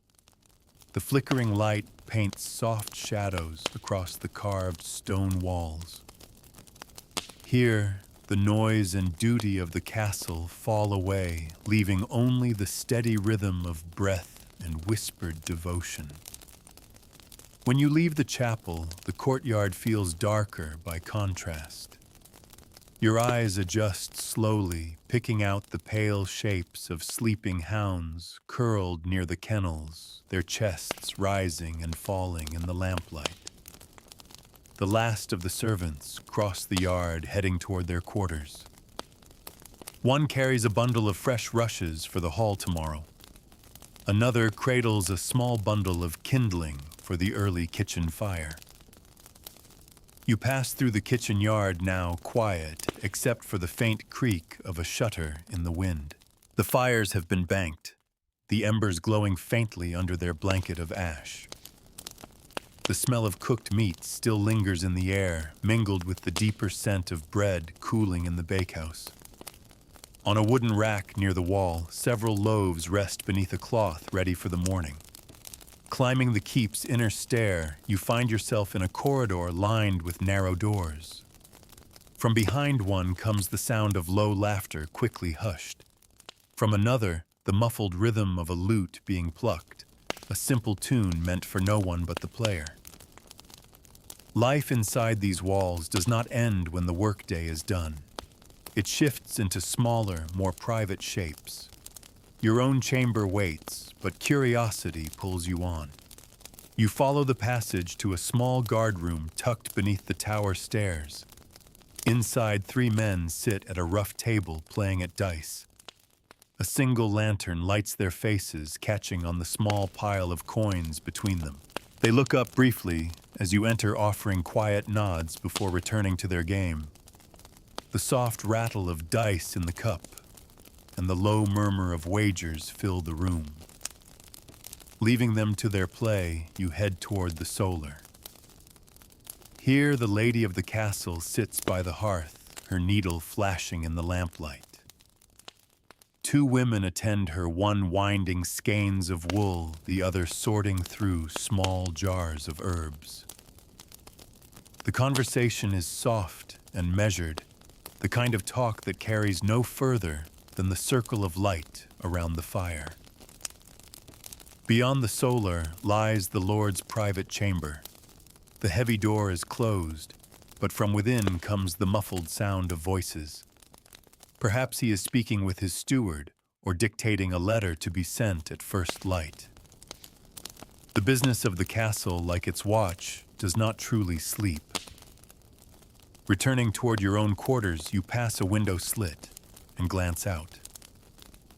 The courtyard below lies in shadow, its lines softened by moonlight. The torches on the walls burn steadily, their glow marking the castle's outline against the night. Somewhere far beyond those walls, the world is vast and uncertain. But here, within the embrace of stone and routine, the night feels contained, almost gentle. When you finally reach your chamber, the air inside is still and cool. You close the door behind you and let the quiet settle around your shoulders like a cloak. The bed weights its wool blankets, heavy and warm. You sit for a moment, loosening your boots, the soft scrape of leather against the floor, the only sound. Lying back, you can still hear faint traces of the castle's life. The footsteps of a guard changing post, the distant creak of a cartwheel as it is moved under shelter, the sigh of wind through the battlements. They are the lullabies of this place, the murmurs that have carried countless others into sleep before you. And as your eyes drift shut, the castle keeps its watch steady, patient, and unyielding, holding you safe in the quiet heart of its long, enduring night. The night deepens, and the quiet within the castle seems to settle more firmly into its stones. Even in your chamber, you can feel the rhythm of it, a slow, steady pulse like the breathing of a great animal at rest. Sleep has taken most within these walls, yet the castle is never truly still. Somewhere above, a watchman paces the wall walk. Somewhere below, a kitchen maid tends the banked embers so that tomorrow's fire will catch quickly. You rise again, drawn by the faint pull of the silent hours.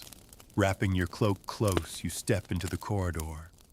The torches here burn lower now, their flames swaying gently, casting shadows that stretch long along the floor.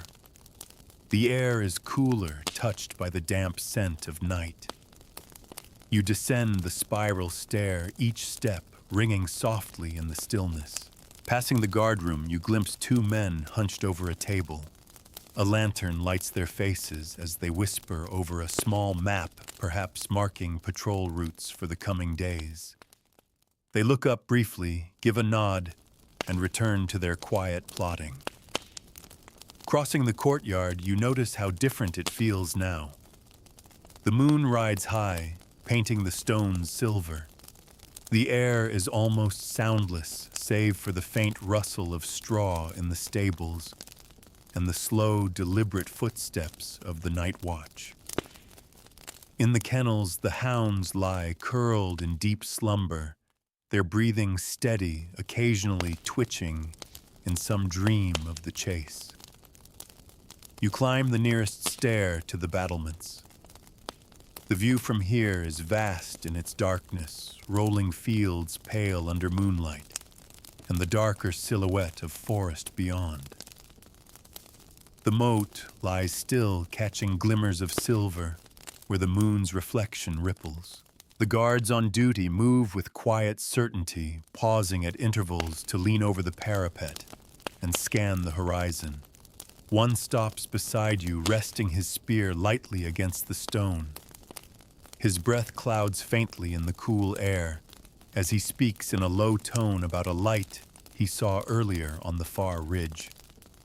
Perhaps it was a traveler's campfire, perhaps nothing at all. But his eyes keep straying to that dark line of hills as if still searching for a sign. You leave him to his watch and follow the wall walk toward the northern tower. Inside the chamber is warmer, a brazier glows in the corner, sending the smell of charcoal into the air. Two guards share a simple meal of bread and cheese, speaking in low voices.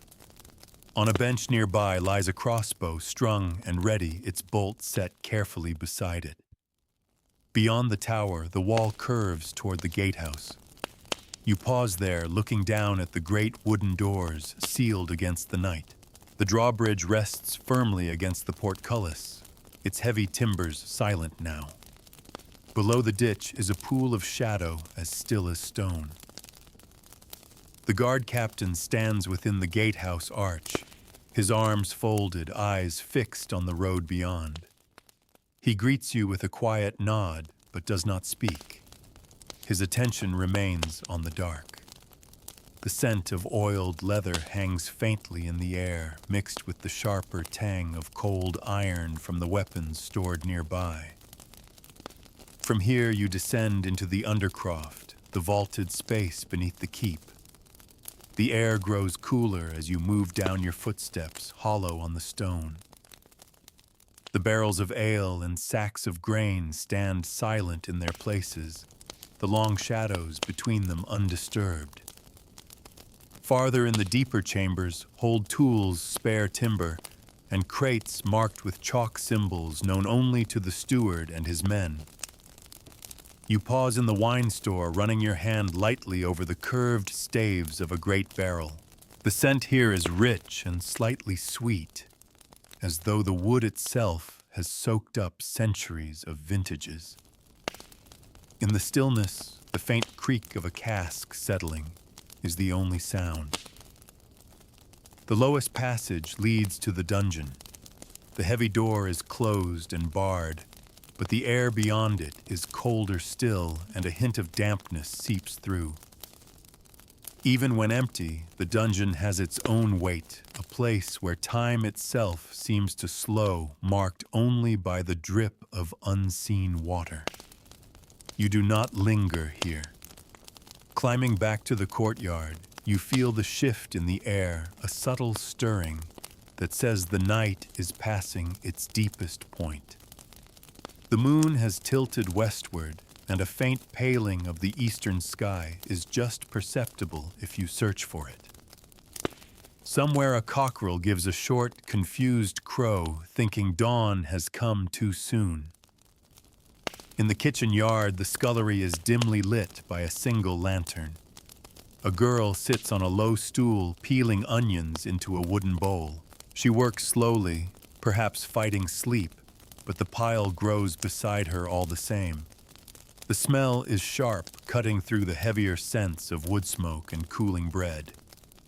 She glances up with a small smile as you pass, then bends again to her work. You slip inside the kitchen itself. The embers in the hearth glow faintly, radiating a soft, steady heat. A kettle hangs over the warmth, steam curling lazily from its spout. The cook is nowhere to be seen, but on a side table sits a covered loaf and a crock of butter, a quiet night's snack for whoever might need it. Through the side door, you step into the garden. In the moonlight, the herbs seem silvered at their edges, thyme, sage, and rosemary giving off faint whispers of scent as the cool air moves over them. The soil is damp underfoot, the rows neat and still.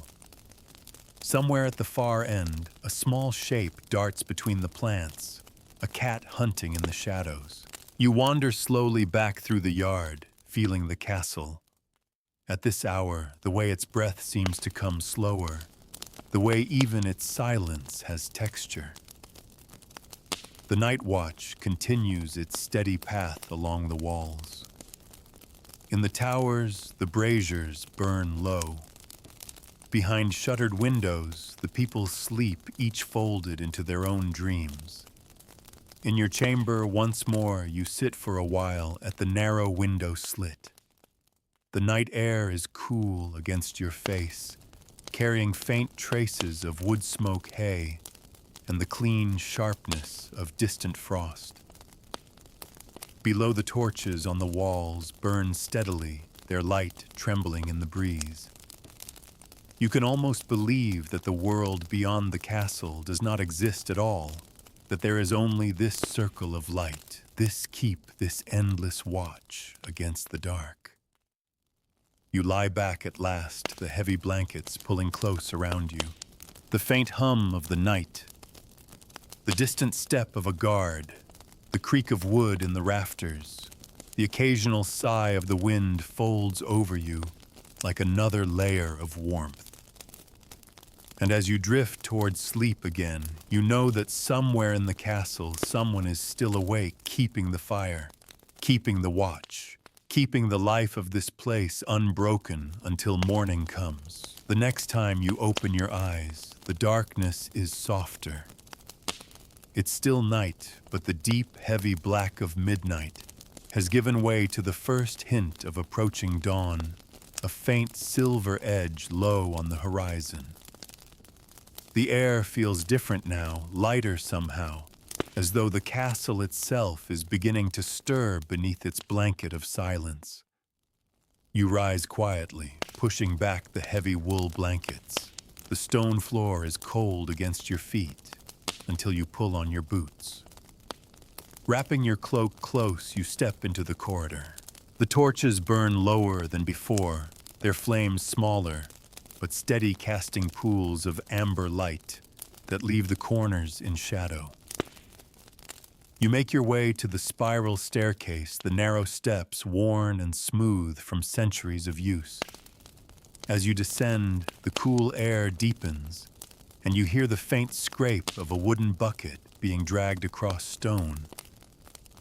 A moment later, you see a scullion boy heading toward the kitchen, carrying the empty pail that he'll soon fill from the well. His eyes are still heavy with sleep, but his pace is brisk. The work will not wait. In the courtyard, the world is hushed. A faint mist clings to the ground, turning the cobblestones soft-edged. The kennels are quiet now, the hounds still curled in their straw. The stables are still, except for a single horse shifting in its stall, the sound of hooves thudding gently against the wooden partition. The guards on the wall walk have drawn closer to their braziers, rubbing their hands for warmth. They nod as you pass, their breath pale in the air. One murmurs about the cold creeping in. Another answers that the sun will be up soon enough. Their voices are low, as if the very walls are still asleep. Drawn toward the gatehouse, you climb the narrow stair. From here, the view over the moat and the road beyond is mist-shrouded, the horizon blurred. Somewhere in that fog, the land changes from the Lord's immediate domain to the wider world beyond, fields, villages, market towns. But right now, it feels impossibly far away, a place you can only imagine. Within the gatehouse, the guard captain sits at a small table with a candle stub, noting in his ledger for the night's patrols and any signs worth recording. The list is short: a fox near the outer ditch, an unfamiliar light in the forest that faded after a time. He nods to you, his expression calm. The absence of trouble is as much a part of his duty as readiness for it. Leaving the gatehouse, you cross to the kitchen yard. Here, life is beginning to stir. The cook has returned, her heavy shawl wrapped tight against the chill. She feeds the banked fire with split logs until it flares up, sending warmth and light flooding across the room.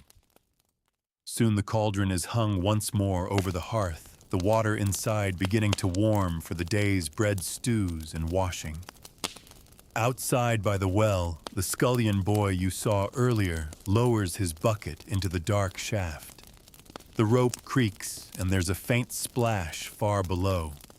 He hauls it up, water sloshing, and tips it into a waiting trough before sending the bucket down again. It's a rhythm older than the castle itself, work that has been done every day for as long as people have lived within these walls. The bakehouse is next to stir. A low orange light glows behind the half-open door, and inside the baker is already mixing the first doughs. The smell of yeast and warm flour fills the air, comforting and steady. He moves with quiet efficiency, shaping each loaf and setting it aside to rise in the cool of the early morning, before the oven is fired. In the brewhouse, a young man stirs the mash for the day's ale. Steam curls up from the vat, carrying the earthy, sweet scent of grain. Brewing is never left too late. The castle's life depends on this drink, safer than most water, nourishing as well as quenching. The process begins before the sun, so that the ale will be ready to serve by midday. The sky beyond the curtain wall has begun to pale in earnest now. You climb to the wall walk once more, drawn by the change in light. From up here, the mist looks thinner, the shapes of fields and hedgerows starting to emerge in the distance. The forest's dark mass still holds its secrets, but the first glints of sunlight touch its edges. A cockerel's call drifts up from somewhere within the bailey, answered by another farther away. The guards watch the sunrise in silence. It is less ceremony than habit. The quiet acknowledgement that another night has passed without alarm. One stretches his arms against the chill. Another leans for a moment on the parapet, his eyes scanning the road for the first traveler of the day. Back in the courtyard, the first true bustle of morning begins. The kennels wake in a flurry of sound as the hounds stir and bark for their feed. The kennel master appears carrying a bucket, and they leap to greet him. In the stables, the grooms begin brushing down the horses, the swish of straw brooms mixing with the warm, earthy scent of the animals. Servants hurry toward the laundry yard with baskets of yesterday's linens. The air is still cold enough that their breath comes in little clouds as they speak to one another. Buckets of hot water arrive from the kitchen, poured into the troughs until steam rises. Soon, the sound of cloth being slapped against the boards joins the growing symphony of the morning. From the armory comes the creak of hinges as the door is thrown open. Inside, the master-at-arms checks the racks of weapons. He runs a hand along a row of spear shafts, testing for any weakness, and inspects a stack of shields leaning against the wall. A squire enters, carrying a dull-edged sword for sharpening, and the sound of the whetstone's rasp follows you back into the yard. The chapel bell tolls softly, calling for the first prayers of the day. Its voice is low but clear, rolling out over the bailey and mingling with the bleating of goats from their pen. A few figures in plain robes move toward the small stone building, heads bowed. Within minutes, the door closes behind them, and the murmur of prayer begins. By now, the kitchen is a hive of activity. Bread is coming out of the oven, its crusts crackling faintly as they cool. Pots of pottage bubble, gently filling the air with the rich scent of barley and onions. A platter of soft cheese is set on the table beside baskets of apples, their red skins shining in the lamplight. The first meal of the day will soon be served in the hall. The trestles are already in place, cups and trenchers set jugs of small beer waiting. The fire in the great hearth burns bright and high, pushing back the last chill of night. And somewhere high in the Lord's solar, the day's first council will begin decisions about crops, repairs, and the small but unending duties that keep a castle breathing. But for now, the morning belongs to the quiet joy of a night well kept, the soft light spilling into every corner, and the knowledge that another day has begun safely within these walls. The sun climbs slowly above the horizon, spilling pale gold over the curtain walls and into the courtyard. The mist retreats toward the far edges of the fields, leaving behind damp cobblestones that glisten underfoot. The castle has fully awakened now, its heartbeat steady and strong. From the great hall comes the sound of benches scraping and the low hum of morning voices. The first meal of the day is being served, and you step inside to find it already well underway. At the high table, the lord and lady share bread, soft cheese, and a jug of warm ale. A servant stands ready behind them, refilling their cups and clearing trenchers with silent efficiency. Down the long benches, guards and servants eat heartier fare, coarse bread still warm from the oven pottage, thick with barley and beans, and the occasional slice of cold meat from last night's roast. The air is filled with the mingled scents of hearth smoke, baking bread, and fresh-cut herbs from the kitchen garden. Conversation is practical, grounded in the day ahead, a loose board in the outer stable roof, a delivery expected from the market town, a squire's scheduled lesson in arms. The meal winds down as quickly as it began. Servants clear the tables, sweeping crumbs into baskets for the pigs. The rushes underfoot are fresh from yesterday, but are already scattered with bits of straw wood shavings and a stray chicken feather or two. The hall will be swept again before noon, just as it is every day.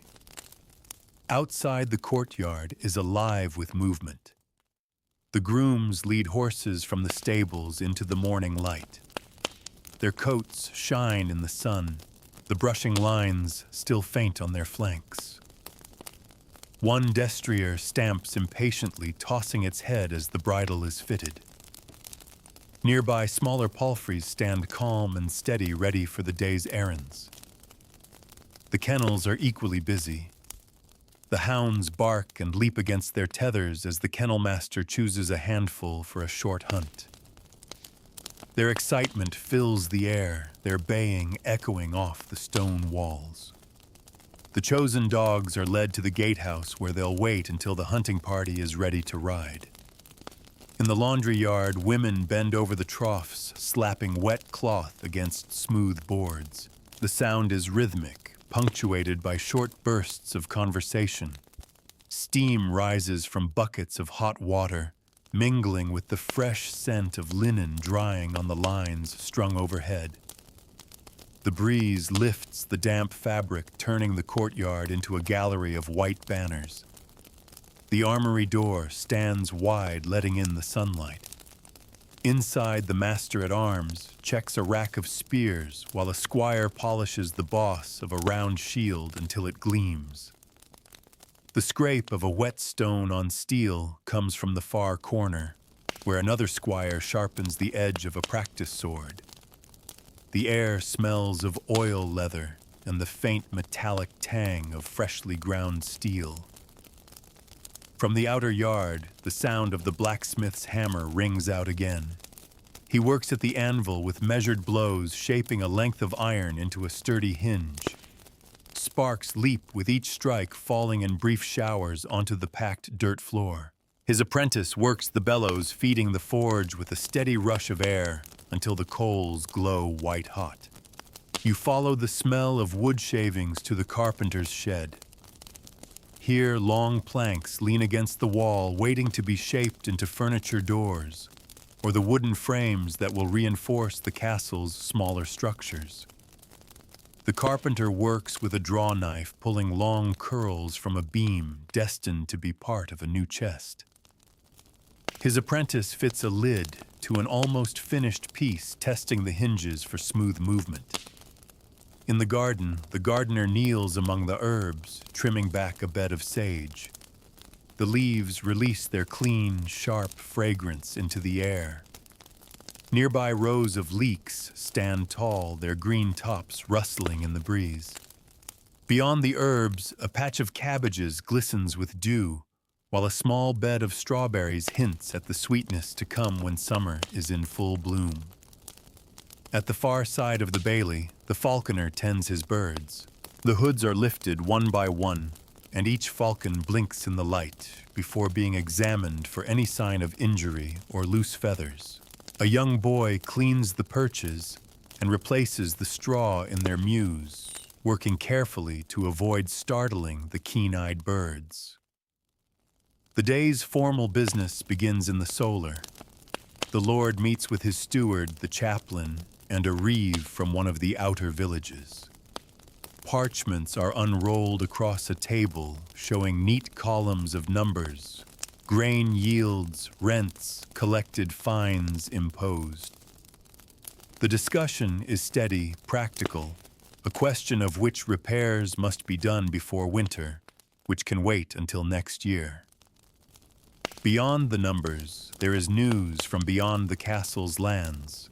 A fair in a nearby town, rumors of unrest in a distant shire. Outside in the courtyard, a small group of travelers arrives at the gate. Their cloaks are travel-stained, their boots caked with mud from the road. The gate guards examine their packs before waving them through. A servant leads them to the guest quarters where they will rest before presenting themselves to the Lord. Their arrival brings with it the faint scent of distant roads, leather horse sweat, and the dust of other lands. By midday, the pace of work has reached its full rhythm. The kitchen is in motion once again, preparing the day's main meal. Large joints of meat roast slowly over the hearth, their fat dripping into the flames with a hiss. Cauldrons bubble with stews rich in root vegetables, while pies are filled with seasoned pork and covered in pastry. The smell drifts through the hall and out into the yard, carried on the warm air. In the training yard, squires practice with wooden swords, their blows ringing as they strike against shields. The master-at-arms corrects their stance, adjusts their grips, and occasionally cuffs a shoulder for a sloppy parry. At the far end of the yard, archers loose arrows at straw targets, the shafts thudding into their marks. The fletcher sits nearby, repairing broken arrows and replacing frayed fletchings. From the wall walk comes the sound of the midday watch changing. The new guards take their posts, scanning the fields and road beyond. The drawbridge remains lowered for now, welcoming merchants and visitors. In the outer yard, a trader haggles with the steward over a cartload of salted fish, while another offers bolts of dyed wool for the seamstresses. And through it all, the castle's life hums in a perfect balance of work duty and quiet endurance. Each sound, the hammer at the forge, the sweep of a broom, the call of a guard folds into the next, until it becomes one continuous note, the song of a place built to last. You find yourself pausing in the courtyard, watching the sunlight catch on the battlements. The walls look the same as they did yesterday and the day before, and perhaps even a century ago. And that is the true nature of this place, not change but constancy. The sense that no matter what lies beyond the horizon, the rhythm within these walls will hold. The sun begins its slow descent, casting a gentler light across the courtyard. The warmth of midday lingers, but shadows lengthen at the base of towers and along the edges of the walls. The day's work shifts, settling into its quieter closing rhythm. In the great hall, the midday meal is winding down. Trenchers are emptied, cups drained. The steward speaks briefly with the kitchen staff before stepping away to consult a pair of visiting merchants. Servants gather scraps from the tables for the pigs and sweep the rushes into baskets for burning. The smell of roasted meat and bread still hangs in the air, softening as the hearth fire is allowed to burn lower for the afternoon. Outside the training yard is clearing. The squires' faces, flushed from hours of drills, return wooden practice swords to their racks. The master-at-arms dismisses them with a few curt words and a final reminder to sharpen their discipline along with their weapons. Archers unstring their bows and collect the last of the arrows from the targets, their boots crunching softly in the gravel. By the wall walk, the guard captain inspects the posts for the evening watch. He speaks with each man in turn, ensuring they have fresh torches and steady weapons. The brazier in the southern tower is stoked to life, the flames licking eagerly at the new logs. From this height, the light on the surrounding Sund has taken on a softer hue, the fields bathed in gold, the forest edge a darker green shadowed by the sinking sun. In the kitchen yard, preparations for the